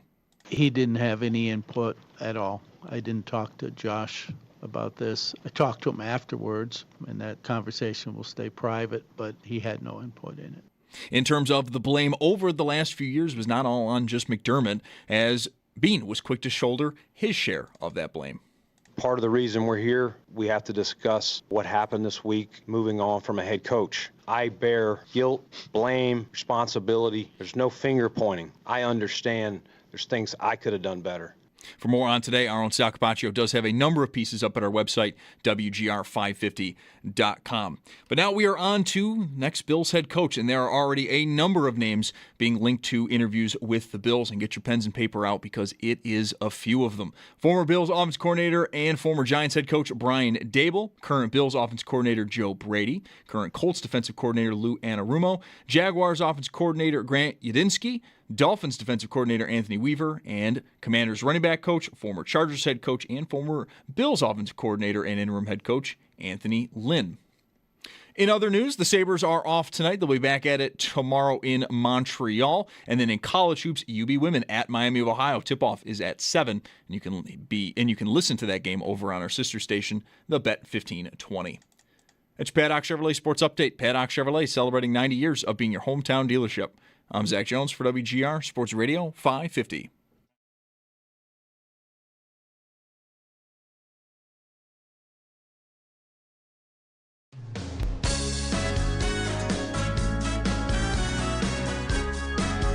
It's Mike Schopp and the Bulldog. Uh-oh. Guess what day it is? Guess what day it is? Huh? Anybody? Monday, Tuesday, hump day is halfway. It's Mike Schopp. Mike. What day is it, Mike? And the Bulldog. Hey, guess what day it is? Oh, come on. I know you can hear me. It's Mike Schopp and the Bulldog. Guess what today is? It's hump day. Woo-hoo! On WGR. Hump day. Sports Radio 550. We continue talking about today's news, the press conference this morning. Terry Pegula, Brandon Beane. How about it? How do you like Pegula with the Keon Coleman moment there? Brandon Beane gets a question about Coleman. Beane steps in and is like, I'll take this. I'll take this one. Coaching wanted him. It's so bad all around. Like, I tweeted how if I were Beane, I don't appreciate that. Like, I'll have a way of defending myself. And by the way, he's still on the roster and young. Last year, the talking points were all how people forget. No one forgot. People forget how young he is. and a year later, they're like apologizing for drafting him. Yeah. And blaming it on the outgoing, which is really weird, if not almost offensive. It's bad practice. Right. And look, I don't know. It is. It's an unforced error. It's self-inflicted damage, which they have been pretty expert at so far this week, to my view. I mean, it doesn't have to mean that they're going to botch this and that we're doomed, but I'm still not. I mean, I've slept the last 2 nights. I will give you that. That's a development. Excuse me. No, it was only one more night. It was Monday night into Tuesday. I didn't sleep. So last night, so sleep is fine. But I don't feel any better about the decision making and everything that's going on there because I think they've stepped in it numerous times with, they had a map for where the mines were and they still stepped on them. And that's alarming because, you've had time to be measured here. They had time before they released that statement Monday morning, and they botched that. And not just the use of the word admiral, because the use of the word admirable would have been, I think, questioned. I mean, that was your point right away on Monday morning. And just the rest of it, it just didn't rise to the level that I think the fan base would have found acceptable for what the coach had meant and what he accomplished. So they botched that, and then there's Monday night and the one news cycle of, there's arguing about the roster, and that didn't go over well in the building, and all this talent and all these weapons and all this stuff. And like, what are you doing? No one is going to buy this. And now today it was a temperamental, emotional response to the emotional wreckage of the locker room, which, again, I'll say, if that would have just been the story right away, you can poke holes in making a decision that way and say you should sleep on it or rest and consider all the options and all that. But his 9 years, all these playoff disappointments, I can respect that. That makes sense. But they just have every opportunity given you reason to question their judgment in some way. And that's what worries me, because when you've got time to make decisions and you still step in it, what happens when you don't have time to make decisions? There's real problem, real crisis, real, spur of the moment decision making that needs to be done. I don't know. I'm worried about everything in a way that I have not been in almost 10 years. Here's Jennifer with us. Hi, Jennifer. Oh, Bulldog, you're saying exactly what my thought process has been over the last few days. And let me just highlight, I think people are missing the bigger picture here. This arguably is Brandon Beane's worst year ever as a GM. Let me just step through a couple of things. Draft not so hot. Arguing with media, not just your station. He's been very condescending and confrontational with others that question the roster. The lovely, let's sign a player that is on a 6-week suspension when we say we don't know he is, and then sign another one with a 6-week suspension that we knew about that don't end up contributing to the football team. Let's try to go get a defensive back who we know and almost everybody in the national media knew would not sign with the Bills, then let the other defensive back go. Okay. And then, let's throw our coach under the bus, who is well-liked by most. And I will tell you, 2 years ago I would have been on board with the McDermott firing. I probably would have been okay even with it last year, but this year was probably his best year of coaching, I think. And I'm mystified how you, as an outsider looking at us, don't see a disaster and a communication disaster of unbelievable proportions for a professional football team. I'm wondering now if McDermott's the one that was buttoned up and this organization without McDermott is flailing around, leaking things that are opposite arguments. It's to me, I am highly concerned about who they pick as a coach, what that coach's role is going to be with these two people supposedly steering the ship. I'm really mystified. Thanks for the call. I would say on Darius Slay, I don't know who knew what about whether he was going to come, but my thought on it was he isn't good. Like, Pittsburgh was done with him, like grades and everything. The guy seemed like he was done. And the Bills do end up losing a piece in the effort of trying to get him here. That didn't work out. Joe is next. Hi, Joe. Hey, afternoon, fellas. Mike, just so you know, I was downtown earlier going through one of the government buildings, and the security folks checking me through were all talking about next coaches, and I threw out, how about John Gruden? And they all went, oh, I'd be good with that. So you got some supporters. I don't want my name on it. I just, I think you have two very different conversations there, and I respect anybody who thinks just no because of what happened with him. I agree. I wanted to call a little bit with what Jennifer said. First of all, I think we're really missing some of the obvious things that Josh Allen not acknowledging Pagula in the dressing room. That is a big deal. And I think I read somewhere that there was a second time where Pagula tried to address either Allen or another player, and the player just didn't acknowledge their existence. Can you imagine your boss going to you and saying something and you don't even look up?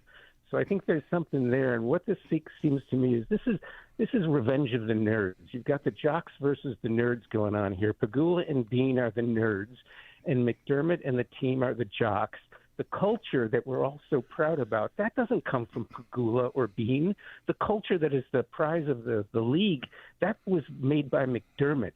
So there was a lot of protesting going on between Pagula and Beane. Oh, we didn't do this. We're not responsible. We didn't do this. It wasn't our fault. Don't blame me. My wife's crying. All of this stuff. I really think that we're not going to get – nobody's going to believe that Beane had nothing to do with this. This is all cover your ass from the organization. I think Beane really knows the roster's in big trouble. We saw that there's like 6 people that take up 25% of the cap next year. We're going to lose 2 offensive linemen. The defense is going to be completely unrecognizable.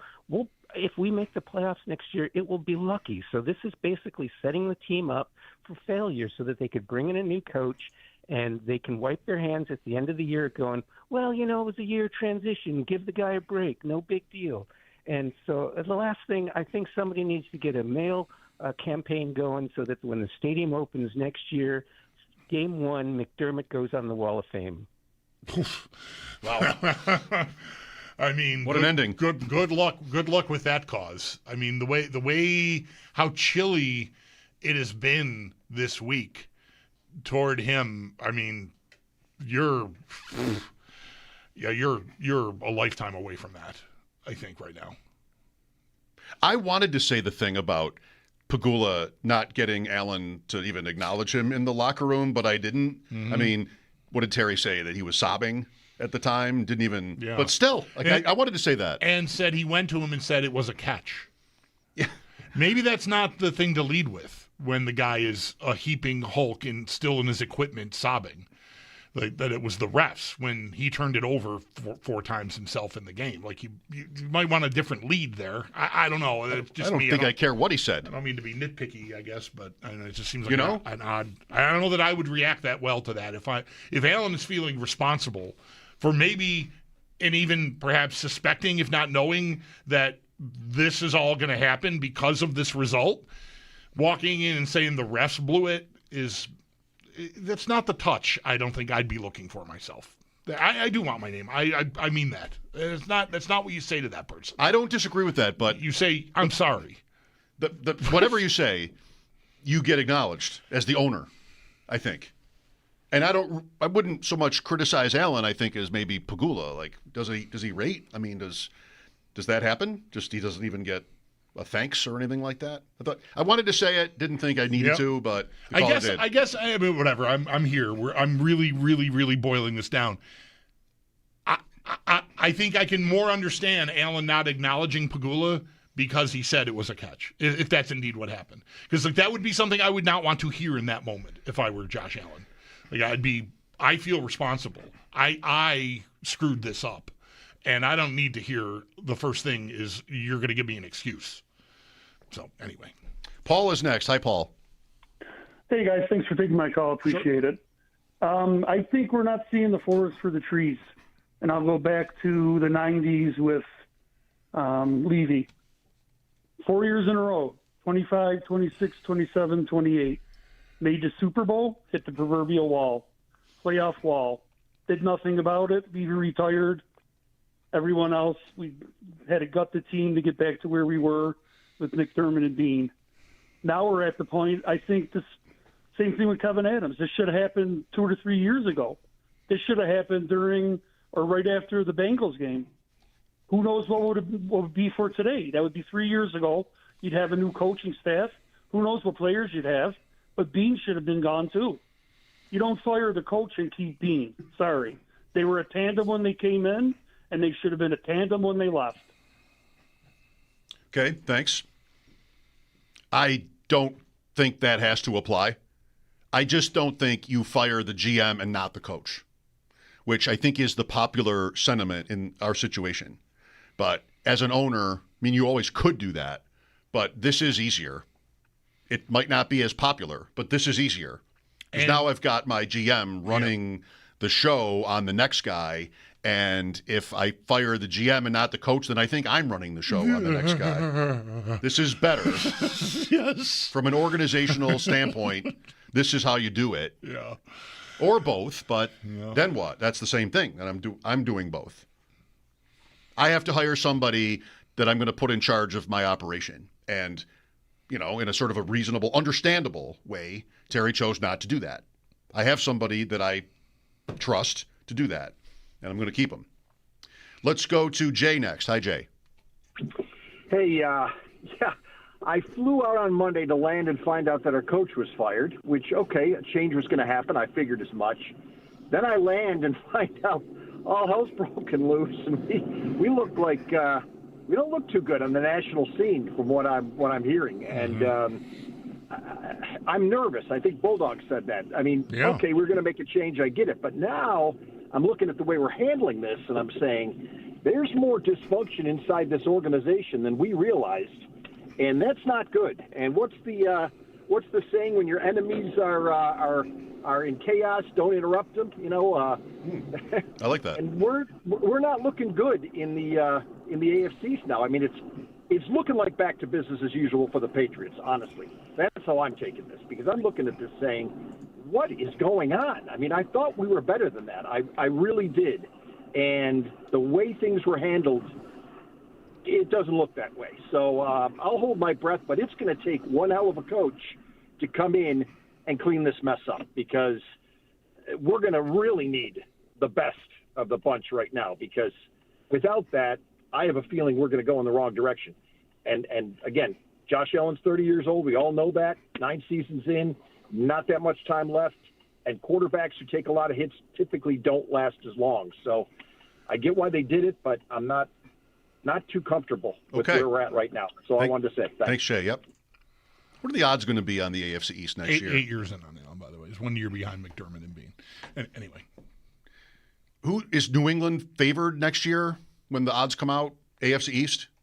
Yes. Did they have to be? Isn't it going to be close? If the Bills had played New England's schedule and the Patriots had played the Bills' schedule, maybe the Bills win the AFC East this year? Yeah.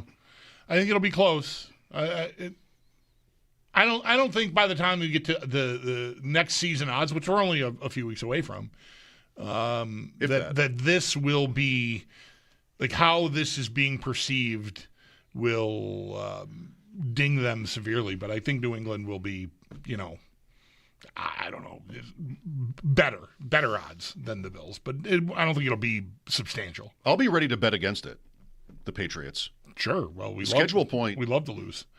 We love to lose bets. The Bills played the Eagles. The Patriots played the Giants. The Bills played Houston. The Patriots played Tennessee. The Bills played Kansas City, who they beat. And the Patriots played Vegas, who they lost to. But still, I stand by it. Yeah.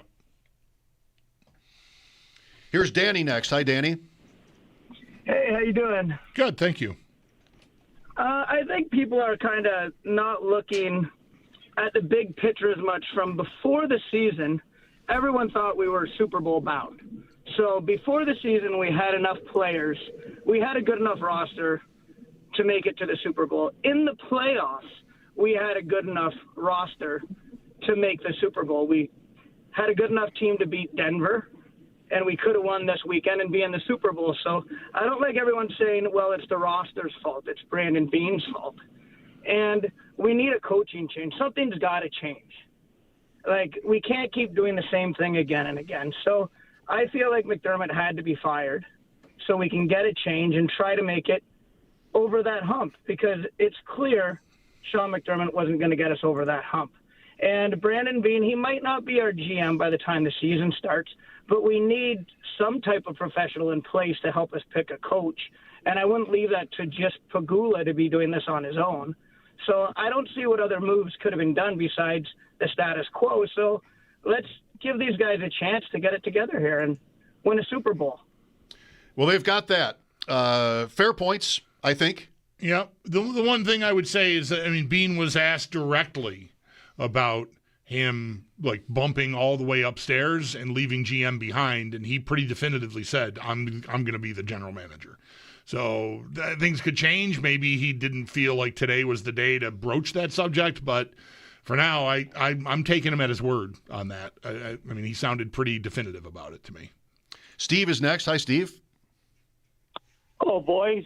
I'm calling regarding the press conference today that left me a little flat. I got kind of a parallel. The circumstances for the teams weren't the same, but going back to the Houston Astros of 2017 when they had their press conference about the cheating scandal and the way that press conference landed, to me anyway, seems to a lot of other people, very flat.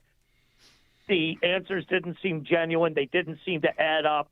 And that's what I took away from today's press conference, almost to the point I'm sorry they had it. It left me leaving even more angry than I was prior to this.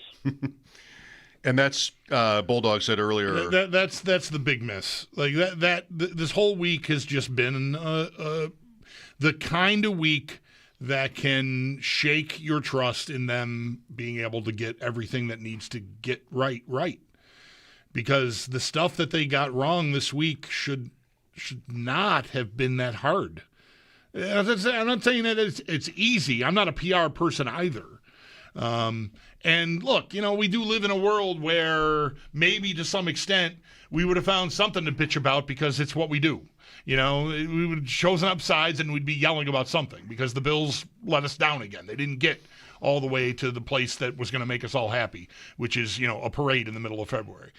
But they've mismanaged. They've mismanaged every step of this, and that is, it's worth noting. It doesn't have to doom them, but it does bring back vibes of like years gone by, pre-McDermott era vibes, where like they just couldn't find the right song to play at the right moment. And in those years, I made, because I'm so clever, a habit of blaming myself for everything that went wrong for the Bills. I would say, obviously, it's my fault. Mm-hmm. I might go back to that. All right. Nobody was that eager today to blame themselves for anything. That could be interesting. Could be good for the show. Saying I am my toughest critic and I hold myself accountable, that's just words. You want that to really come across. And I don't know, it felt today like it wasn't so heartfelt in that way. Specifics, examples can be good for that, to show you an example of why, here's how I messed up. You don't want to do that by saying, I would never have drafted Keon Coleman, for example, and Beane didn't say that. The owner said it for him. I wonder I know we've got the owner, general manager, like that's their their titles. I wonder what that relationship is like. Like, do they walk away from that, and does Beane go, or does Beane maybe go to a PR, like someone is like, why did he have to do that? Maybe. Or can he just go to Terry and say, like, dude, well, does he call him dude? Terry, why no. If I were Beane, I would have hated it. Yeah. It's like when maybe your parent enters a situation and defends you. Like, no. That's not, I didn't need you to say that. Right. I'm good here. I'm an adult. I'm responsible for it. Right. I can defend myself. People already think you're favoring me, or that I won some power struggle. I don't need you being a human shield for me. I can answer a question about the receiver that couldn't show up on time. Plus, he's still on the team anyway. Right. But, yeah. I mean, what are you doing? And like I tweeted this morning, I want to raise my hand if I were Beane in that moment. It's like, no, actually, but then you're arguing with Pagula on the dais, on the stage. Like, you can't do that. You can't do that. No. You sort of have no play. You'd want to be able to, here is how I look at it, but he didn't have a chance to do that. He did eventually later on bring it back, right, which is probably good. At least it's over. I don't know. The news conference, it's over. How many days will we talk about it? I don't care who the player is. If I'm a GM in the NFL or any sports league, I do not want anybody thinking that I am not responsible for the players on the team and the draft picks. What's my job? And you're putting this out there to try to defend me that actually McDermott picked Coleman or wanted Coleman or whoever else on the staff would have rated. And like, I don't know, the premise here is that I'm in charge of this. No matter good or bad, I'm in charge of this. Yes, we collaborate. We talk about different ideas. That's a functional thing. But it's my decision. And here today it was like, well, not always. Right. Especially today in the context of that news conference. I know. Like that's the cluelessness that is terrifying to me. Because that is not a hard thing to grasp. Is sitting in a room. Right? Like the idea comes to your mind. Oh, I know what I'm gonna do. If somebody asks him about Keon Coleman, I'm gonna step in. Oof. Not a great play. Don't decline that. No. Not a great chess play. Punt. The update, and then we'll talk some more. Mike Schopp and the Bulldog, WGR.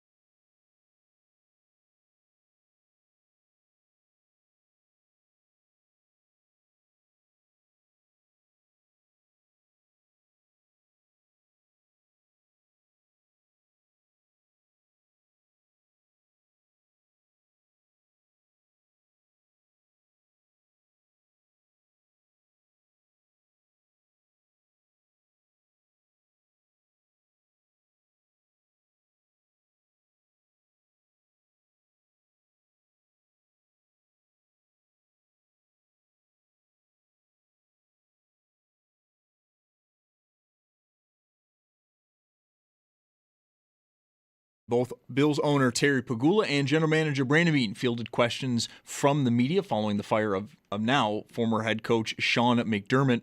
On the firing, Pagula did acknowledge that this was in part due to the loss to Denver over the weekend, but also the recent playoff losses that have kept the Bills from reaching the Super Bowl. And when asked if quarterback Josh Allen did have an input on the firing, he said no. And then in terms of blame over the last few years, and of course not reaching a Super Bowl, Beane was quick to shoulder his share. Part of the reason we're here, we have to discuss what happened this week moving on from a head coach. I bear guilt, blame, responsibility. There's no finger pointing. I understand there's things I could have done better. For more on today, our own Sal Capaccio does have a number of pieces up at our website, WGR550.com.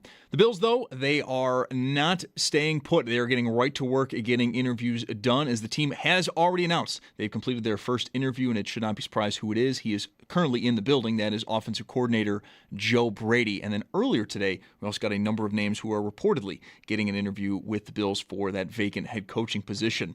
Former Bills OC and former Giants head coach Brian Dable, Colts defensive coordinator Lou Anarumo, Jags offensive coordinator Grant Yudinski, Dolphins defensive coordinator Anthony Weaver, and Commanders running back coach and former Chargers head coach Anthony Lynn. And then in college hoops tonight, UB women, they're at Miami of Ohio. Tip-off is at 7. Pregame is at 6:30, and you can listen to both over on our sister station, the Bet 1520. It's Paddock Chevrolet Sports Headlines. Paddock Chevrolet celebrating 90 years of being your hometown dealership. I'm Zach Jones for WGR Sports Radio 550.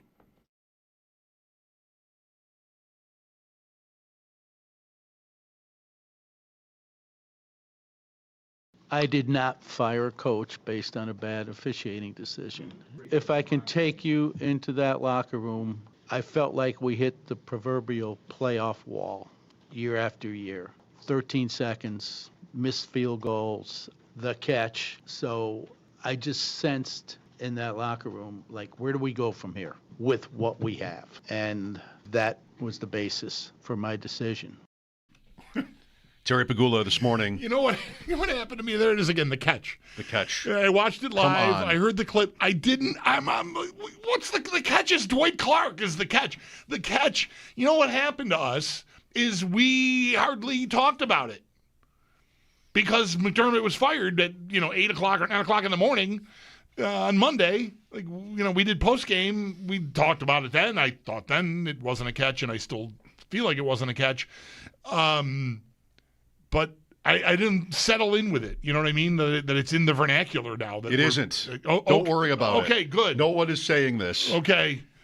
It's like counting the seeds over the years. It's fine if he wants to refer to it as that, whatever. It's a passing comment, but it's not like it's going to be famous for that. If this is the catch, does every team have 100 the catch plays that did or didn't count? And it's a football play that happens all the time. And it's close, and it went the Broncos' way. The catch, yeah, no. Let's go to Jim here. Hi, Jim. Hey, guys. I couldn't wait for this press conference, and then I couldn't believe what I was hearing. Has there ever been a worse one? Yes. There has? I've been trying to think, and I couldn't come up with any. But dude, there was. There was a year where there were like 3 days in a row of Ralph Wilson press conferences because they were bringing Marv back, and then Marv maybe wanted to coach, and then Malarkey resigned, and then Ralph walked out and said, if it's Tuesday, it must be Brussels, and it was just the worst. Yep, I thought of that today too. But I'll tell you, you think this is going to affect getting coaches? Because now coaches are going to be like, well, no matter what, I have to go through Beane, and maybe people are sour on him because they might know McDermott better. And I really didn't like that they don't, it sounded to me, and I could be wrong, sounded to me that they don't think it's a big deal if we get another defensive coach and keep losing OCs. And I get it; they're looking at all the things, but them saying no, that doesn't matter. I think it really does, and it worries me because I just think of if Josh has already got a gripe with those guys, he's going to leave us eventually, and that's my biggest worry. I'm really nervous that he'll end up with a McVay and win like 7. No. You know, that's why I always said I just want one. Just get me one, and maybe we'll get the 2. But I'm worried, man. I'm really worried. All right, Jim. I feel I feel you. I do. Chin up, Jim. Come on. 7.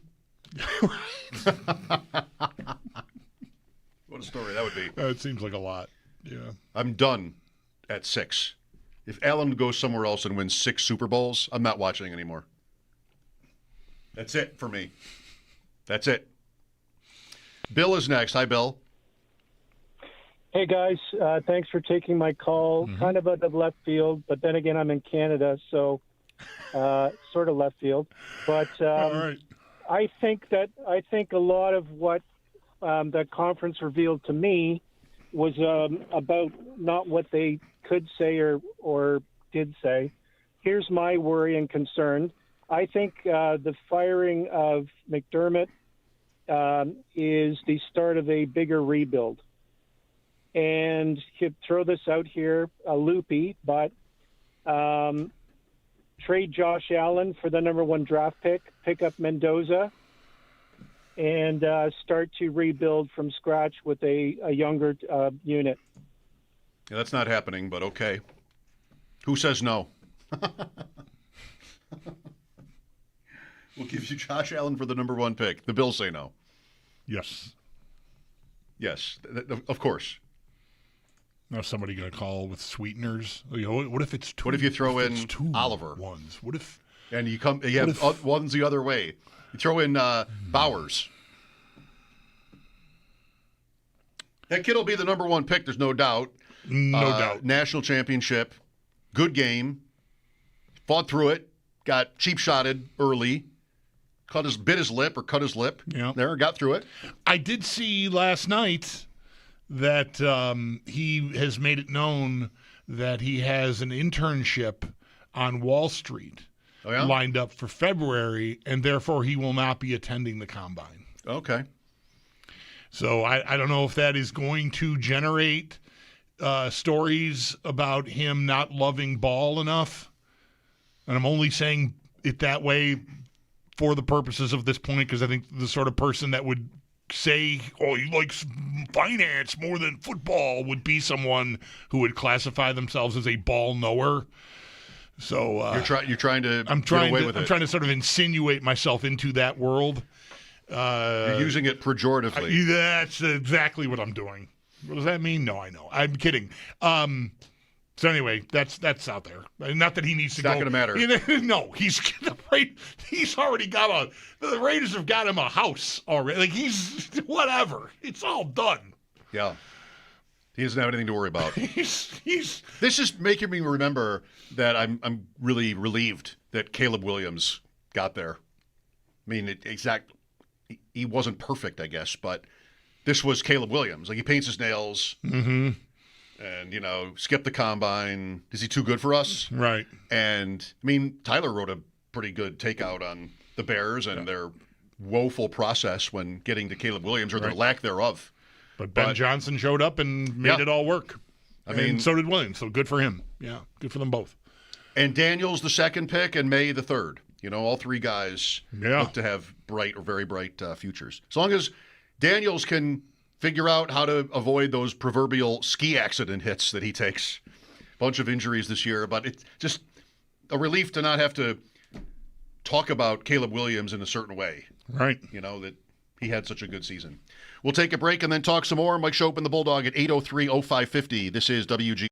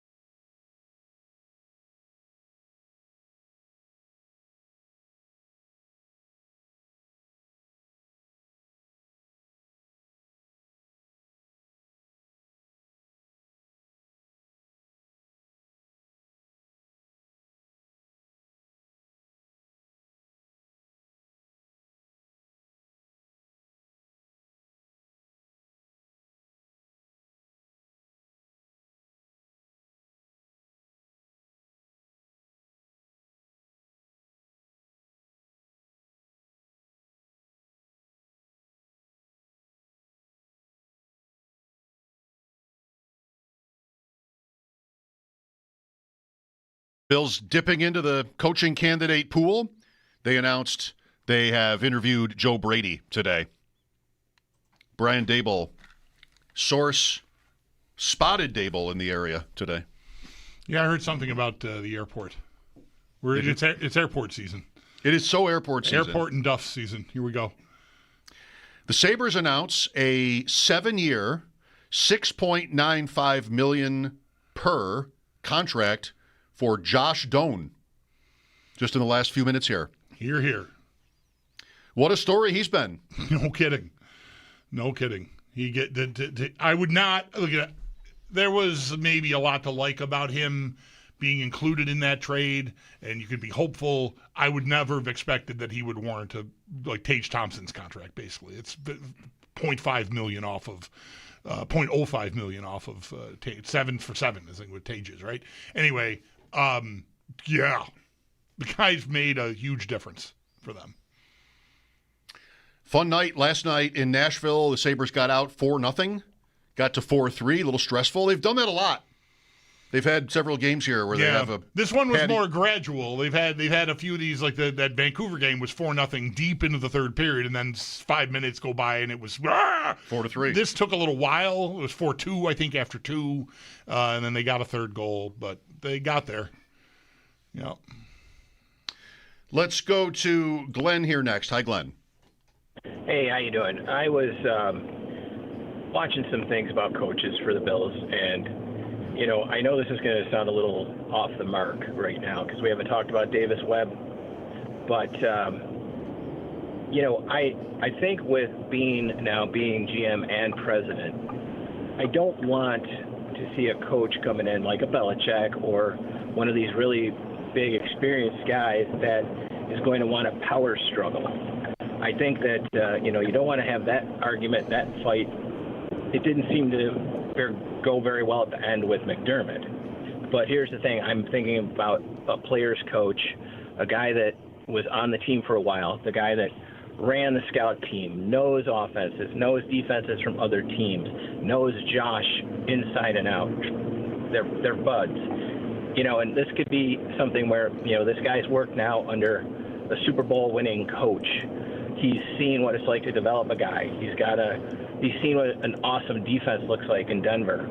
So, there's so much that Webb has seen and his familiarity with Buffalo that, and I don't think he would be considered like a threat to Beane or where Beane might have to be fighting him for control.